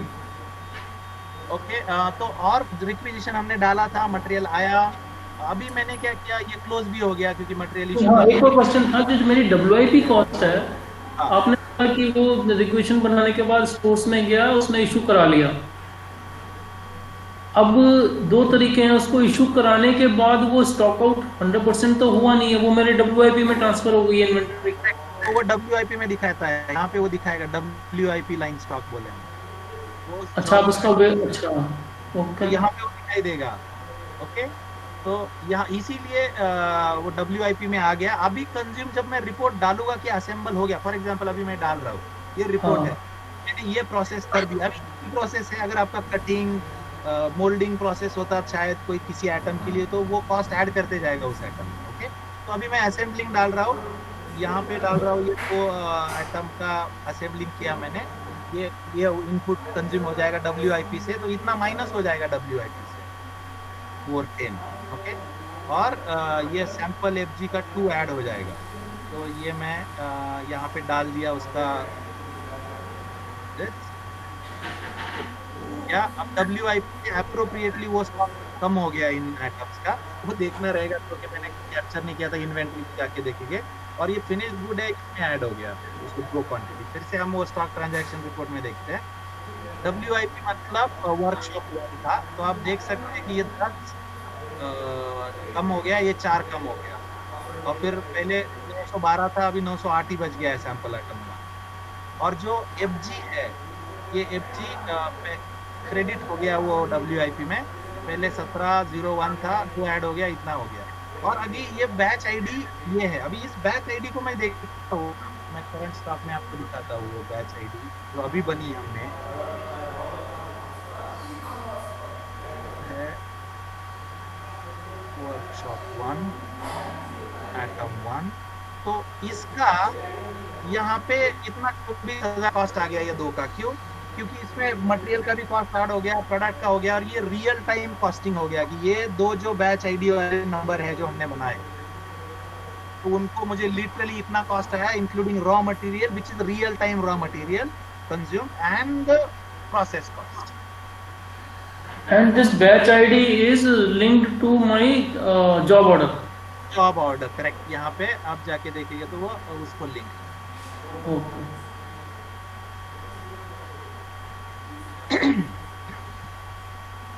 तो हमने क्या देखा, मैं फिर से एक बार ब्रेक लेता हूँ। तो हमने तो पहला तो पार्ट देखा पूरा प्रोक्योरमेंट टू पेमेंट, अभी हमने प्रोडक्शन का भी देखा कि प्रोडक्शन में requisition issue, reporting of your steps taken, क्या असेंबली किया, तो वो इन बिटवीन रॉ मटेरियल बनता जाएगा, इन प्रोसेस का उसका कॉस्ट बढ़ता जाएगा, और फाइनली आप रिपोर्ट डालोगे फिनिश प्रोडक्ट का, तो वो फिनिश प्रोडक्ट आपके वेयर हाउस में दिखाएगा। और फिर इन्वेंट्री ऑटोमेटिक पीछे कैप्चर होता रहेगा, इन आउट जैसे होगा। और फाइनली फिर जैसे ही आपका वो होता है, आप उस सेल्स ऑर्डर के अगेंस्ट उसका डिस्पैच भी क्रिएट कर सकते हैं। मैं सेल्स ऑर्डर में में जाता हूँ, ये सेल्स ऑर्डर है अपना, तो 2 प्रोडक्ट के लिए। यहाँ से मैं क्रिएट इनवॉइस, क्रिएट शिपमेंट, तो अभी मैं डिस्पैच क्रिएट कर रहा हूँ सेल्स ऑर्डर के अगेंस्ट। यहाँ जाके वेयर हाउस में है,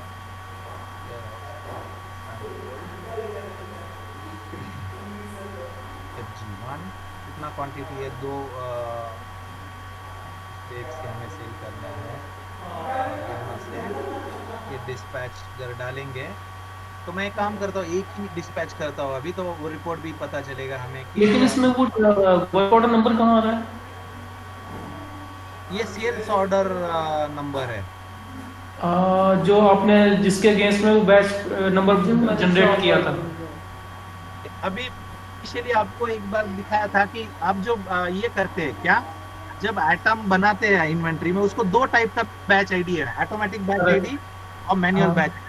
ऑटोमेटिक हाँ। रहेगा तो शिपों के हिसाब से उठाता है, ओके। और अगर मैनुअल है तो ये ऑप्शन आता है, चूज करो बैच आईडी से, आप बैच आईडी देख सकते हो नंबर है क्या। तो ये लकीली मैंने मैनुअल बैच आईडी नहीं रखा था, मैं आपको दिखाऊंगा बाद में। मैनुअल बैच आईडी रहेगा तो आपको ऑप्शन देता है कि उसी जॉब वर्क ऑर्डर का ओके। ओके। मैं दिखाता हूँ, ये फाइनलाइज कर देता हूँ। अभी मैंने क्या उस सेल्स ऑर्डर के अगेंस्ट एक क्वांटिटी शिफ्ट कर दी और उस शिपमेंट से मैं इनवॉइस भी क्रिएट कर रहा हूँ। तो अगेन सेल्स ऑर्डर से शिपमेंट बन गया और शिपमेंट से I am creating the invoice. अभी इस इनवॉइस का भी सेव एज ड्राफ्ट, और मैं इस पे अप्रूवल नहीं लगाया है तो मैं खुद ही फाइनलाइज कर दे रहा हूँ इसको। तो ये फाइनलाइज कर दिया मैंने इनवॉइस। अभी ये इनवॉइस का क्वांटिटी कितना था, ये हमारे रिसीवेबल में जाएगा आज के डेट पे, क्योंकि मैंने कोई ड्यू डेट नहीं डाली। तो ये इनवॉइस है 79,000 का। तो मैं अगर अकाउंट्स में जाता हूँ और एज अ अकाउंट्स रिसीवेबल देखता हूँ, तो आज के डेट पे ये 5th ऑफ इस पे ये 79,000 ड्यू दिख रहा है। ये इनवॉइस नंबर 38 जो हमने अभी बनाया।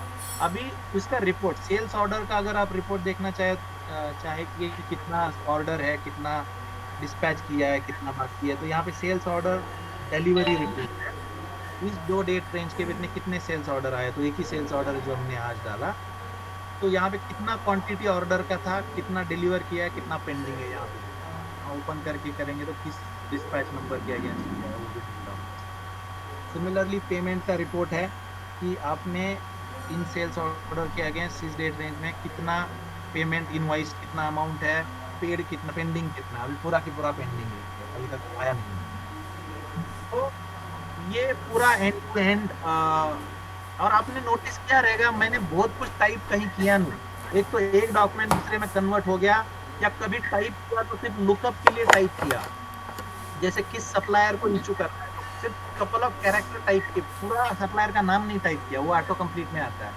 तो एरर की भी गुंजाइश कम हो जाती है, और अगर आप प्रोसेस तरीके से करोगे तो फास्टर भी हो जाता है। जैसे रिसिप्ट बनती है पीओ से, अगर आप वो प्रोसेस फॉलो करोगे कि पीओ होनी चाहिए रिसिप्ट के लिए, तो पीओ के अगेंस्ट आप इमीडिएटली रिसिप्ट नंबर सिलेक्ट करो, पीओ का रिसिप्ट बन जाए। जो परचेज पे ऑर्डर हो रहा है उसके अगेंस्ट ही काट रहे हैं। नहीं, दो इन्होंने मॉडल बनाया। एक तो कॉस्टिंग है फिक्स कॉस्ट पे, एक है मूविंग एवरेज पे। मूविंग एवरेज मींस आपने एक मटेरियल 6 महीने पहले 100 रुपए का खरीदा था और वो इन्वेंट्री में 100 पीस खरीदे थे, उसमें से 80 पीस आज की डेट में पड़े हुए हैं, और नेक्स्ट ऑर्डर जो गया वो 120 में खरीद लिया।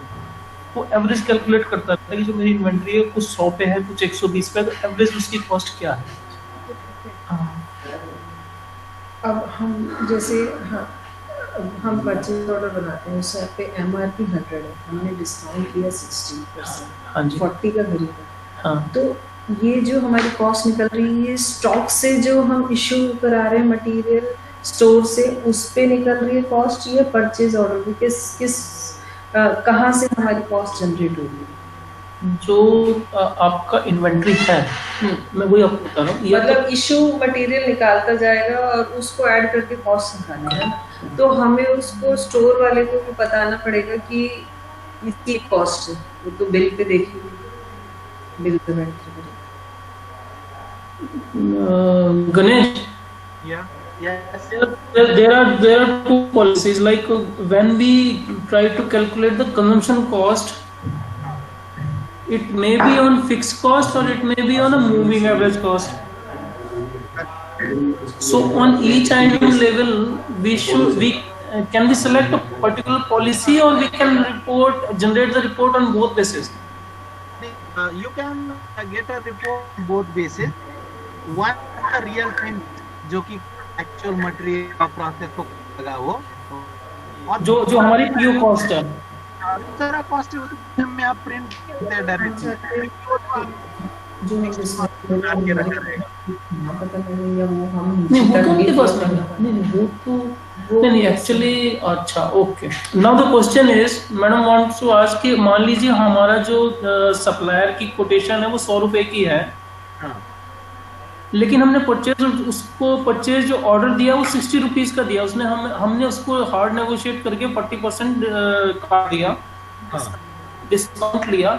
लेकिन जो हमारी कॉस्टिंग है, जब भी हम इन्वेंट्री कॉस्ट जनरेट करें या हमारा जो भी हमारा कोई एम्प्लॉई है वो कहीं पे भी कॉस्टिंग को ध्यान में रखे तो उसको 100 दिखाई दे, 60 ना दिखाई दे, क्योंकि हमारा जो प्रोडक्ट है वो बहुत ज्यादा कंपटीशन है, तो हम नेगोशिएशन होते वो नहीं चाहते हैं कि किसी को भी पता लगे, क्योंकि पूरा हमारा तो ऑर्डर पे नेगोशिएशन पे है। हाँ समझ में आ गया। तो इसका कॉस्ट मतलब निकालेंगे वो किस बेसिस पे निकालेंगे? तो कॉस्ट आप क्या करो, यहाँ पे 100 रुपए डाल के रखो और फिर कॉस्ट आपको रेफर करना है कि 100 से लेना, आप रियल टाइम कुछ भी करो परचेस ऑर्डर, ओके। तो लेकिन आप यहाँ पे फिक्स्ड कॉस्ट डाल दो तो यहाँ पे आपको फिर उसका रियल टाइम वो कुछ लेगा नहीं, आप यहाँ डाल दिया ऐसे कॉस्ट है हमारा per unit, okay. Overhead cost कुछ ऐड कर देंगे आप 500%, तो आप बोलोगे इतना कॉस्ट है, this is the fixed cost. ये तो सबसे इजी है, मतलब ये मॉड्यूल आप डाल रहे जो आप बोलेगे वही कॉस्ट दिखाई देगा। नहीं लेकिन वो जब पेबल्स खड़ा होगा तो वो 60 रुपीज का खड़ा होगा ना, करेक्ट यस, वो 100 रुपए का तो खड़ा नहीं होगा, फिर सबको पता लगे का खड़ा होगा। नहीं, और जो हम उसको परचेज ऑर्डर भी देंगे वो परचेज ऑर्डर भी 60 का ही जाएगा, 100 का तो जाएगा नहीं। Correct yes. और वो 60 का एक बार चला गया तो फिर इन्वेंट्री में जो उसकी रिसीट होगी वो भी 60 के अगेंस्ट ही होगी। करेक्ट यस, लेकिन इन्वेंट्री में अपने पास ऑप्शन है कि वो प्राइसिंग दिखाई दे या ना दिखाई दे इन्वेंट्री करने में, वो है अच्छा दिखाई दे। ओके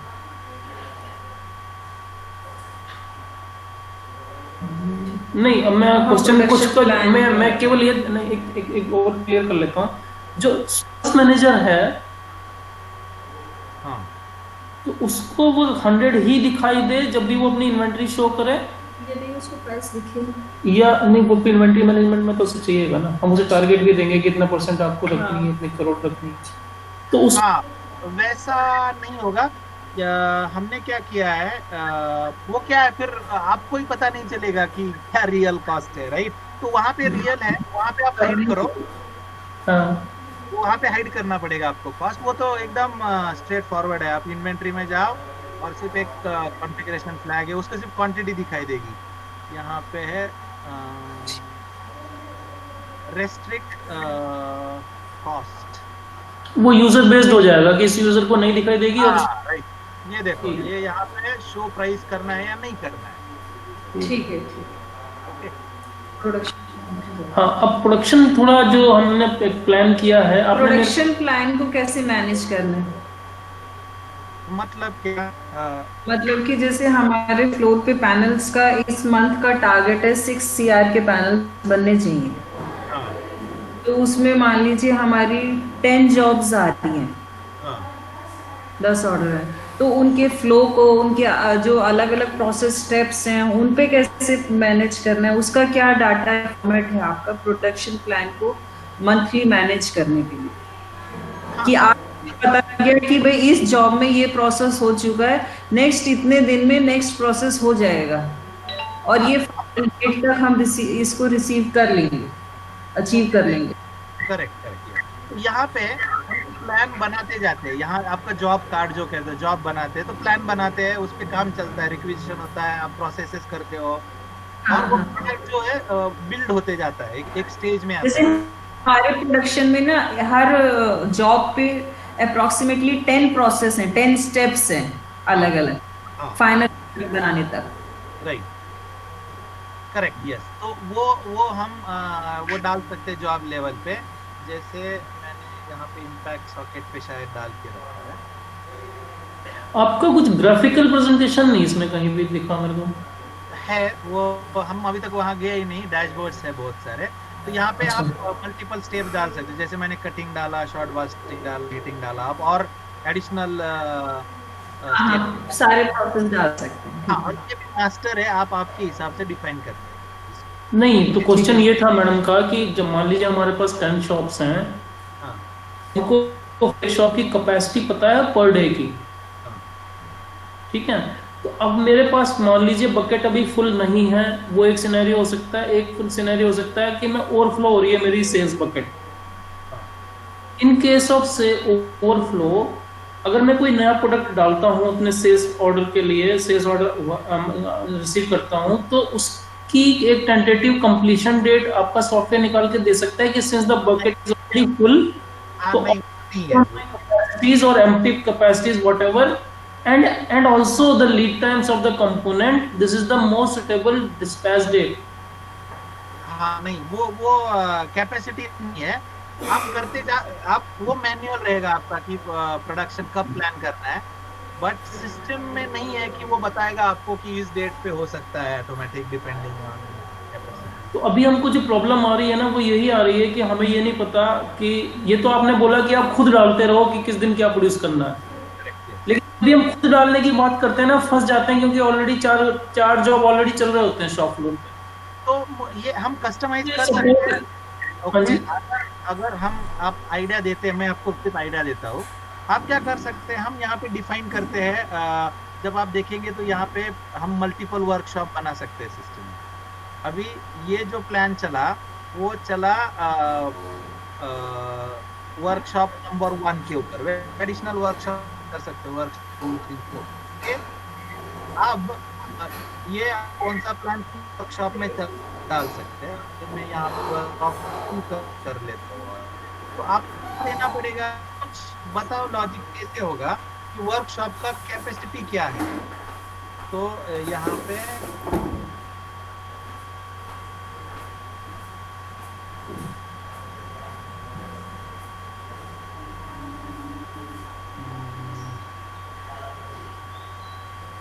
ठीक है, ये जो है यहाँ पे कहीं तो हमें ये फील लेनी पड़ेगी कि इस वर्कशॉप का कैपेसिटी इन टर्म्स ऑफ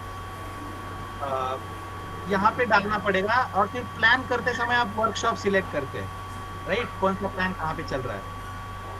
और अगर डालोगे इस वर्कशॉप का एट अ टाइम 3 प्लान्स ले सकता है पैरेलल। नहीं, आप मेरे को डैशबोर्ड में ये दिखा दीजिए कि किसी एक पर्टिकुलर शॉप में अभी क्या लोडिंग है और कितनी कैपेसिटी। अगर अपने तो कैपेसिटी लिया ही नहीं हुआ ना अभी, लेकिन अभी हाँ नहीं है, मैं वही बोल रहा हूँ, वो नहीं है, इसलिए प्रोडक्शन डैशबोर्ड प्लान की शीट दिखा दीजिए एक बार।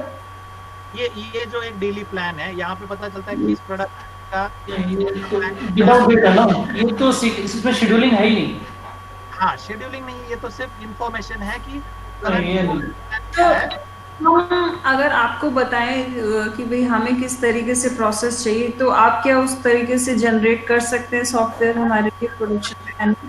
कस्टम है, in fact that is one of the strong point कि हम चाहे वैसे कस्टमाइज कर सकते हैं। सिर्फ कर हमें सकते हैं। करना पड़ेगा कि आपको ये इस तरीके से कैपेसिटी ऐड करनी है सिस्टम में, और इस तरीके से हमें रिपोर्ट चाहिए। अब डैशबोर्ड्स कुछ दिखाइए कि कैसे ये प्रेजेंटेशन, टॉप मैनेजमेंट को तो डैशबोर्ड में ज्यादा इंटरेस्ट है। डैशबोर्ड क्या दिखाएगा उसमें सारे, मतलब उसमें सारे डिपार्टमेंट्स आने चाहिए डैशबोर्ड में। अकाउंट क्या कर रहा है, सेल्स क्या कर रहा है, इन्वेंट्री क्या है, परचेज क्या है, प्रोडक्शन क्या कर रहा है। राइट, तो यहाँ पे आपके पास डैशबोर्ड, हर मॉड्यूल में डैशबोर्ड है, ओके। कभी अच्छा, और एक ये तो आप दिखा रहे हैं अकाउंट का अलग डैशबोर्ड है, परचेज का अलग है, प्रोडक्शन का अलग है। ऐसा भी कोई डैशबोर्ड है जिसमें सारे ही आ जाए? हाँ, वो ग्रुप करके कहीं दिखा सकते हैं सबको, लेकिन अच्छा, हाँ, लेकिन अभी आप दिखाइए, पर डिपार्टमेंट दिखाइए। हाँ, जैसे मैंने परचेज का एक डैशबोर्ड, बहुत सारे डैशबोर्ड है अलग अलग, ये भी कस्टमाइजेबल है। एक डैशबोर्ड है कि परचेस ओवरव्यू डैशबोर्ड। इसमें क्या है कि जैसे ये बताता है कि आज कितने पीओ रेज, जो क्या वैल्यू है उनका, अगर क्लिक करके देखेंगे तो कौन से पीओ है, किसने रेज ठीक किए, है, ठीक है। इस मंथ टिल डेट कितने पीओ है, कितने इसके ड्रिल डाउन कर सकते हैं। तो इस हिसाब से ये एक पीओ ओवरव्यू डैशबोर्ड है। ये ओवरऑल परचेस कितना है, परचेस ऑर्डर जैसे ठीक करंट टिल ठीक डेट। सिमिलरली आप यहाँ पे जाओगे परचेस समरी दिस मंथ, तो ये कैसा है कि परचेस समरी मतलब क्या कि कौन से सप्लायर को कितना परचेस ऑर्डर दिया है, उसका कितना रिसिप्ट दिया है, उसने डिलीवरी कितना किया है। ये जो मैचिंग देख रहे हैं मतलब purchase is equivalent to delivery. और येलो लाइन भी आता है उसका पेमेंट कितने किया है। ओके, सिमिलरली है नहीं, सॉरी, येलो लाइन तो है नहीं उस बार ग्राफ में। क्योंकि वो पेमेंट ही किया नहीं उसके अगेंस्ट परचेस ऑर्डर। अच्छा, पेमेंट नहीं। हाँ, स्टॉक पेंडिंग पीओ रिपोर्ट रहेगा तो डैशबोर्ड। वो क्वांटिटी वाइज है या फिर वो प्राइस वाइज है? आपका वो बार ग्राफ दिखाइए। वो प्राइस वाइज है, यहाँ प्राइस वाइज। अच्छा, और फिर अलग अलग रिक्वायरमेंट में अलग अलग, जैसे ये पेएबल डैशबोर्ड है, यहाँ पे पता चलता है टोटल इतना पे करना है 10 लाख, 91% उसमें से सप्लायर 1 को ही देना है, बाकी को थोड़ा थोड़ा देना है। यहाँ सिमिलरली रिसीवेबल पे आप देखेंगे तो ये रिसीवेबल है 19 lakh rupees from various customers. तो ये डैशबोर्ड कस्टमाइज, कुछ इनबिल्ट डैशबोर्ड है जो स्टैंडर्ड है, लेकिन आपको अगर कुछ अलग डैशबोर्ड चाहिए तो वो भी हम ऐड करके और ये सारा गूगल डॉक पे जो एक्सेल की शीट्स होती हैं उसमें है ये डाटा? ये गूगल डॉक्स में डाउनलोड कर सकते हैं आप एक्सेल शीट में, गूगल डॉक्स। नहीं और तो एक- गूगल डॉक में अगर मैं मान लो आपसे राइट्स लेना चाहूँ कि मैं खुद अपने कोई डैशबोर्ड डेवलप करना चाहूँ तो वो पॉसिबल है? हाँ, आप गूगल शीट में लेके कर सकते हैं, गूगल शीट के अंदर आपकी। और वो फिर यहाँ डैशबोर्ड में दिखेंगे मेरे को सॉफ्टवेयर में? सॉफ्टवेयर में नहीं, गूगल शीट में जाएगा वो। अच्छा, सॉफ्टवेयर में कुछ इम्प्लीमेंट मैं अपनी तरफ से नहीं कर सकता? नहीं, आपको फिर हमें बताना पड़ेगा, फिर वो हम बता के देंगे। और आपको आपकी तरफ से करना रहेगा तो गूगल शीट के अंदर ले। अच्छा, एक बात बताइए कि जैसे ये तो आपने हमारा सारा सेल्स से लेकर प्रोडक्शन तक दिखाया, हमारा जो प्रोडक्ट है वो कस्टमाइज्ड है। हर प्रोडक्ट के लिए डिजाइन करना पड़ता है हमें, उसका इलेक्ट्रिकल और मैकेनिकल पार्ट हर के लिए। तो हमारी डिजाइनिंग की टीम भी है, उसके लिए एक सॉफ्टवेयर आता है ई प्लान। ओके, हाँ।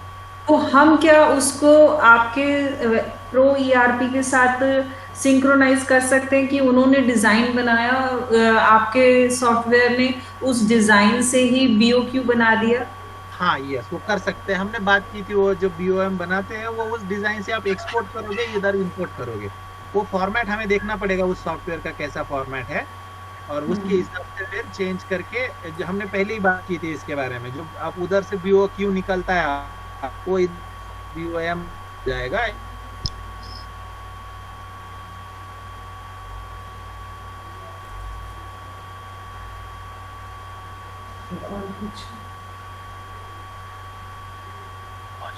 हेलो? हाँ, यस यस, कुछ क्वेश्चन था? नेक्स्ट डेमो हम 1-to-1 कर सकते हैं क्या अक्रॉस द टेबल बैठ के? नहीं, डेमो के लिए तो अक्रॉस द टेबल नहीं बैठ सकते, बट अगर इम्प्लीमेंटेशन जब होगा वो होगा अक्रॉस द टेबल। तो अभी गोइंग फॉरवर्ड जैसे आज हमारे एमडी नहीं है, नहीं, और हमारे तो बहुत सारे तो अभी प्रोसेसेस है। आपको जब तक आप हमारे प्रोडक्ट को, हमारे प्रोसेस को समझेंगे नहीं, देखेंगे नहीं, आप कैसे बना पाएंगे कि हाँ, हमें नहीं, क्या बराबर वो तो है कि इम्प्लीमेंटेशन करने के लिए फिर वो हमें वो पहला तो राउंड होगा रिक्वायरमेंट का, आपका वो समझना पड़ेगा।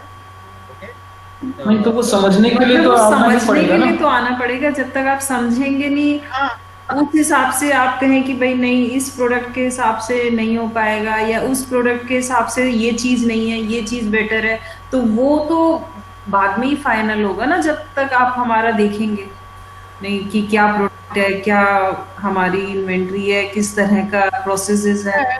वो ईआरपी में उसका पार्ट बोलते हैं इम्प्लीमेंटेशन, कि जब शुरू करेंगे काम एक्चुअली तो। लेकिन विनीत जी, अभी तो यू आर इन पाइपलाइन, अभी तो आपको सिलेक्शन के लिए फाइट करना है ना।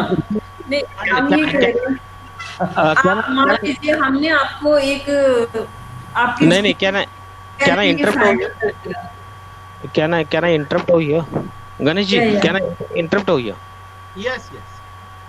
Okay. See, if you have heard about management consultants or ERP consultants, these are the people who do this job, and we have appointed ERP consultants, which they charge extra to understand the requirements, and they fulfill your requirement. They ensure they fulfill your requirements. That is one part. What Ganesh sir is talking about implementation. Normal process में क्या होता है कि if you feel अभी जो existing ERP system आपने देखा है, if it is 70-80% suitable for your requirements and if that is customizable, which our ERP is completely customizable. तो normal process में क्या होता है with all our customers since last 3 years we had seen they procured, then we implemented the system, then we have appointed a consultant partner at extra cost which the company directly pays to them, and we get it done as per the consultant's requirements or the company's requirement. तो आपको अगर implement करना है तो दो चीजें हैं इसके अंदर. अगर पहले ऑर्डर देने से पहले आपको चाहिए कि ये चीजें मुझे चाहिए इस सिस्टम में क्या क्या चेंजेस करने हैं, तो we can appoint a external consultant as well for that. that you will directly deal with that consultant and you can pay for that. Customisation क्या लगेगा वो हम लोग आपको बताएंगे. इसमें ये कस्टमाइजेशन लगेगा, इतना इतना एक्स्ट्रा कस्टमाइजेशन कॉस्ट लगेंगे, प्रोवाइडेड यू फील कि आपका ये अभी जो एग्जिस्टिंग सिस्टम है 70-80% फिक्स हो रहा है आपको. नहीं, allow me to complete please. Please allow me to complete. Second part is कि ERP is not a one day job. It takes since you had Vivek ji, since you had worked on SAP, I'm sure you know SAP implementation 1.5-2 साल कम से कम लगता है. We are not talking about 1.5-2 साल, we are talking about 6 months to 1 year maximum if it is a large organization and if it has got lot of customization involved into that. Or else we have companies who have started deploying and implementing right from the 15th day. One of the biggest companies, Bangalore, Ganesh ji, if I remember, Expanda, they started using it on the 15th day. After within 15 days, they completed implementation, training, everything. AEC offshore, fish chain. These were some of the clients who started within 15 days. So it depends on the business and the requirements. But there are customers like Inventis or maybe Amit Oberoi, that OTPL. So these companies will take some time, because they wanted to get it as per the requirement. So 6 months, 1 year down the line, processes will get streamlined. So what we need to do is like we have two options: either have the consultant prior to giving the order and fix up these are the finalized requirements. Second option is let's start with the basic things and then we will document whatever the requirements are there, and we will give you these are 10 requirements or 20 requirements or 30 requirements, and we'll customize as per your requirements. There also the consultant will be involved, for which he will work for you, not for us. He will work for you and he will be the mediator. So these are the two options. How much he will charge? Say for a monthly basis around 60 to 70,000 rupees. No, here my question is, we don't require any consultant, but since we are buying from you, we definitely want to, and you are the developer. The consultant is not a developer. Yeah, the consultant is a business process understanding and is a we don't want to hire any वो क्या middleman. करेगा, ऐसा क्या करेगा जो आप नहीं कर पाए? So हम लोग ऑनलाइन करेंगे ना, हम लोग ऑनलाइन करेंगे. That's what I'm saying. आपकी वहाँ कितने लोगों की टीम है? We are around 20 people. तो आप हमारे यहाँ एक बार भी नहीं आएंगे, आप सिर्फ ऑनलाइन करेंगे. या ऑनलाइन करेंगे. ऑफलाइन करना है, ऑनलाइन उधर आना है साइट पे, तो there will be extra charges. That's what I am trying to tell you. So you have to take care of all traveling cost and staying cost and everything. Manufacturing company में पहले कभी दिया है panel? Madam 3 साल से हम लोग कर रहे हैं. We have customers of around 1000 crores and 2 lakh customers. customer as well. Ji, particular question नहीं control panel. Yes. Particularly electrical panel manufacturer Yes. से इलेक्ट्रिकल पैनल हो या कुछ जो प्रोसेस होता है, बिजनेस प्रोसेस होता है, उसमें हमने इम्प्लीमेंट ऑलरेडी कर चुके हैं. And every business has got some customer. आपका कंट्रोल मैन्युफैक्चरिंग है ना, तो मैं दूसरे कंट्रोल मैन्युफैक्चरिंग से बात करूंगा ना, तो उसकी रिक्वायरमेंट आपसे थोड़ी अलग रहेगी. 100% आपसे. नहीं, हम जस्ट ये जानना चाहते हैं कि आपने मैन्युफैक्चरिंग में दिया है ईआरपी प्रोसेस अपना या नहीं. मैन्युफैक्चरिंग कंपनीज में ही फोकस है हमारा मैडम. वही that's what madam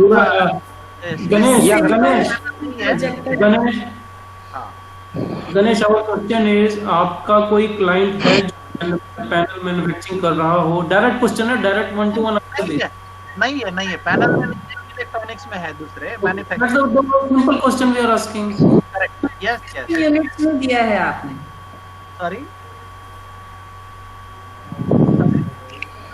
manufacturing is all, no, वो तो ऑटोमोबाइल भी हो सकता है, all together a different thing.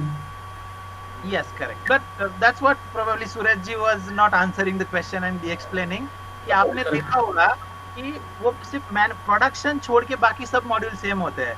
Purchase order, inventory, accounting, sales, CRM, सिर्फ. अच्छा, एक बात बताइए, आपने जिस भी कंपनी के साथ आपने काम किए, कोई ऐसी कंपनी है जो हर प्रोडक्ट, मतलब मान लीजिए सब प्रोडक्ट उनका कस्टमाइज्ड ही है? Oh yes, एक्सपांडा करके जो उन्होंने आपने सुना ना अभी, तो manufacture the custom products for किस चीज की मैन्युफैक्चरिंग है उनकी? वो जो है ना, जैसे अपने शोरूम्स होते हैं बड़े बड़े, बिग बाजार, वो सेट. अच्छा. उनका स्टैंड, उनका नाम ही है एक्सपांडा स्टैंड्स प्राइवेट लिमिटेड. तो they design stands as per the requirement and build the project. So every project is different for them.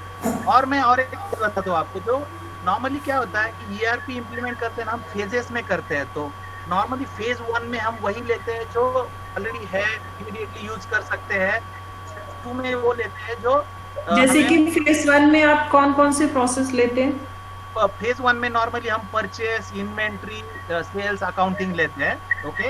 And phase 2 में जनरली हम कस्टम रिपोर्टिंग, प्रोडक्शन में चेंजेस, क्योंकि प्रोडक्शन ही चेंज होता है हर किसी का. ओके. वो जनरली फेज 2 में लेते हैं. तो आप खुद ही आंसर कर सकती है. शायद आपने जो देखा उसमें आपको लगता है कि आपका purchase process, purchase to payment and inventory सब सेट हो सकता है. मे भी थोड़े से चेंजेस हो गए, लेकिन वो एकदम मिनिमल चेंजेस में शुरू हो सकता है. मतलब उससे क्या होता है बेनिफिट मैडम, कि आप ERP यूज करना लग जाते हैं, आप उसमें से ये प्रोसेस यूज होता है डे टू डे लाइफ में. प्रोडक्शन आप हाई लेवल पे कर सकते हैं अभी फिलहाल. बाद में आपको सिस्टम पता होने के बाद फेज 2 में हम डिटेल तब आके बैठ सकते हैं. हम वहाँ पे डेवलपर भी हम लेके आ सकते हैं, क्योंकि क्या होगा, अभी आप यूज कर रहे होगे सिस्टम, अपना रिलेशन भी रहेगा, तब हम आके प्रोडक्शन का रिक्वायरमेंट समझ सकते हैं. लेकिन नॉट बिफोर द सेल्स या ऑर्डर. मतलब पॉइंट ऐसा है, सपोज हम ट्रैवल करेंगे वहाँ पे 15, 20, 25 हजार खर्चा करेंगे, 2-4 दिन खर्चा करेंगे, और अपना नहीं हुआ तो क्या? तो that's the that is your business requirement. No, you have to move around this thing. Business के Everybody goes around. You are trying to sit in your office and get the money. No. Vivek ji, now I That's what Suraj is trying to tell me since morning. Vivek ji, I will answer. मतलब हम लोगों को भी order लेने होते हैं, तो all India travel करना होता है, इवन इंटरनेशनली मूव करना होता है, पर हमने कभी ऑर्डर लेने के लिए नहीं कहा सर मुझे 10-20 हजार रुपए खर्च करके ऑर्डर मिलने के चांसेस तो हर जगह 50-50 ही होते हैं. Yes, I agree, but then इस तरह का माइंडसेट है, तो ये तो बहुत ही अजीब सी बात है. आप मैडम एक बार मैं Middleman between us, we both, when we are directly approaching you and we know we don't please 20,000 is a much. Correct, and your per day cost itself is a very like 2,000 per day development charges if you put. और आप सिर्फ online, अगर हम directly आपको approach करते हैं तो आप सिर्फ और सिर्फ ऑनलाइन ही रहेंगे.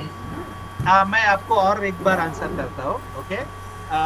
मेरा दो चीजें होते हैं कि आप एक तो बहुत चार्ज करो प्रोडक्ट का 100 गुना ज्यादा, और फिर उसको मिलने जाओ जो एसएपी करता है, आपको एसएपी पुणे से मुंबई से मिलने आएगी। पर आज के टाइम में ना बहुत चार्ज करने वाला तो टाइम ही नहीं है, इतना कंपटीशन है कि आपको नेगेटिव में ही ऑर्डर लेने पड़ते हैं। तो कैसा है कि ऐसा तो ये वो आपने प्रोडक्ट देखा है, अभी हमने एसएमबी के लिए बनाया है, क्लाउड बेस्ड है, मतलब आप कहीं से भी एक्सेस करके यूज कर सकते हैं। इनफैक्ट हम आपको ट्रेनिंग, आपको ट्रायल देंगे 15 दिन का, आप यूज करो उसको पहले बिना पे किए। बट कहना क्या है कि यू डोंट, अगर हम 15 दिन यूज करने के बाद अगर अप्रूव करते हैं तो हाँ तो that's what I am saying, आप यूज करो, इम्प्लीमेंट करवाएंगे। 15 दिन आप फ्री में यूज कर लो, ट्राई कर लो। अगर 15 दिन बाद हम अप्रूव करते हैं तो आप ऑनलाइन उसे इम्प्लीमेंट कराएंगे। यस, Let या me finish. अगर 15 दिन यूज करने के बाद मना कर देते हैं तो कोई प्रॉब्लम, कोई प्रॉब्लम, आप यूज करने के बाद मना कर दो, कोई प्रॉब्लम, वो trial. No, Ganesh ji, but you have to visit, understand our feeling, requirement, one-to-one. This way we cannot do business, no? This is a regular business. One time you have, और हमारा team business है, इतने सारे process है, हम सिर्फ एक बंदा ये जो आपको समझ ले। मेरा आपको एक क्वेश्चन है, प्रोडक्शन छोड़ के आपको बाकी का सब आपको लगता है कि कल कुछ दिनों में शुरू हो सकता है, 15 दिन में, फॉर एग्जांपल परचेस? नहीं, उसका आंसर ये है कि अभी ना तो हमारा बॉम फाइनलाइजेशन है, स्ट्रक्चर, ना हमारा आइटम कोडिफिकेशन है। Since we are new startup, हमें सब कुछ शुरू से करना है। अब ये कि आप एक हायर कर लो third party, we are not open to that. हमने एप्लीकेशन पे काम शुरू कर दिया है, we already started the job on BOM development. तो आपको कुछ तो स्ट्रक्चर हमारे अकॉर्डिंग अपने डेवलपर्स को यहाँ बिठा के समझना ही पड़ेगा ना। वो बराबर है, आपको बराबर है, लेकिन ऑनलाइन भी हो सकता है। और आपको लगता है कि वो फेस टू फेस हो तो वो ऑर्डर के बाद होगा, पहले नहीं हो सकता। मतलब हमारा product we don't charge 25 lakh rupees to be honest, तो इसलिए वो हम एक्सपेक्ट करते हैं कि हम उतना चार्ज भी नहीं करते हैं। वो क्या बोलते हैं, good product on good with Google cloud, एक गुड रेट में देते हैं। वो हम फैक्टर ही नहीं है हमारे प्रोडक्ट कॉस्टिंग में कि हम मार्केटिंग पे या ऑन साइट पे इतना। चलो okay, we will come back to you on this for the next demo whatever start. हाँ, डेमो के लिए आप ट्राई कर लो, देख लो, और वो आप 15 दिन ऐसे ही यूज कर लो, बाद में डिसाइड कर लो कि नेक्स्ट डिस्कस करना है या नहीं। Okay fine, okay, thank you Ganesh ji, thank you Suraj ji. Thank you.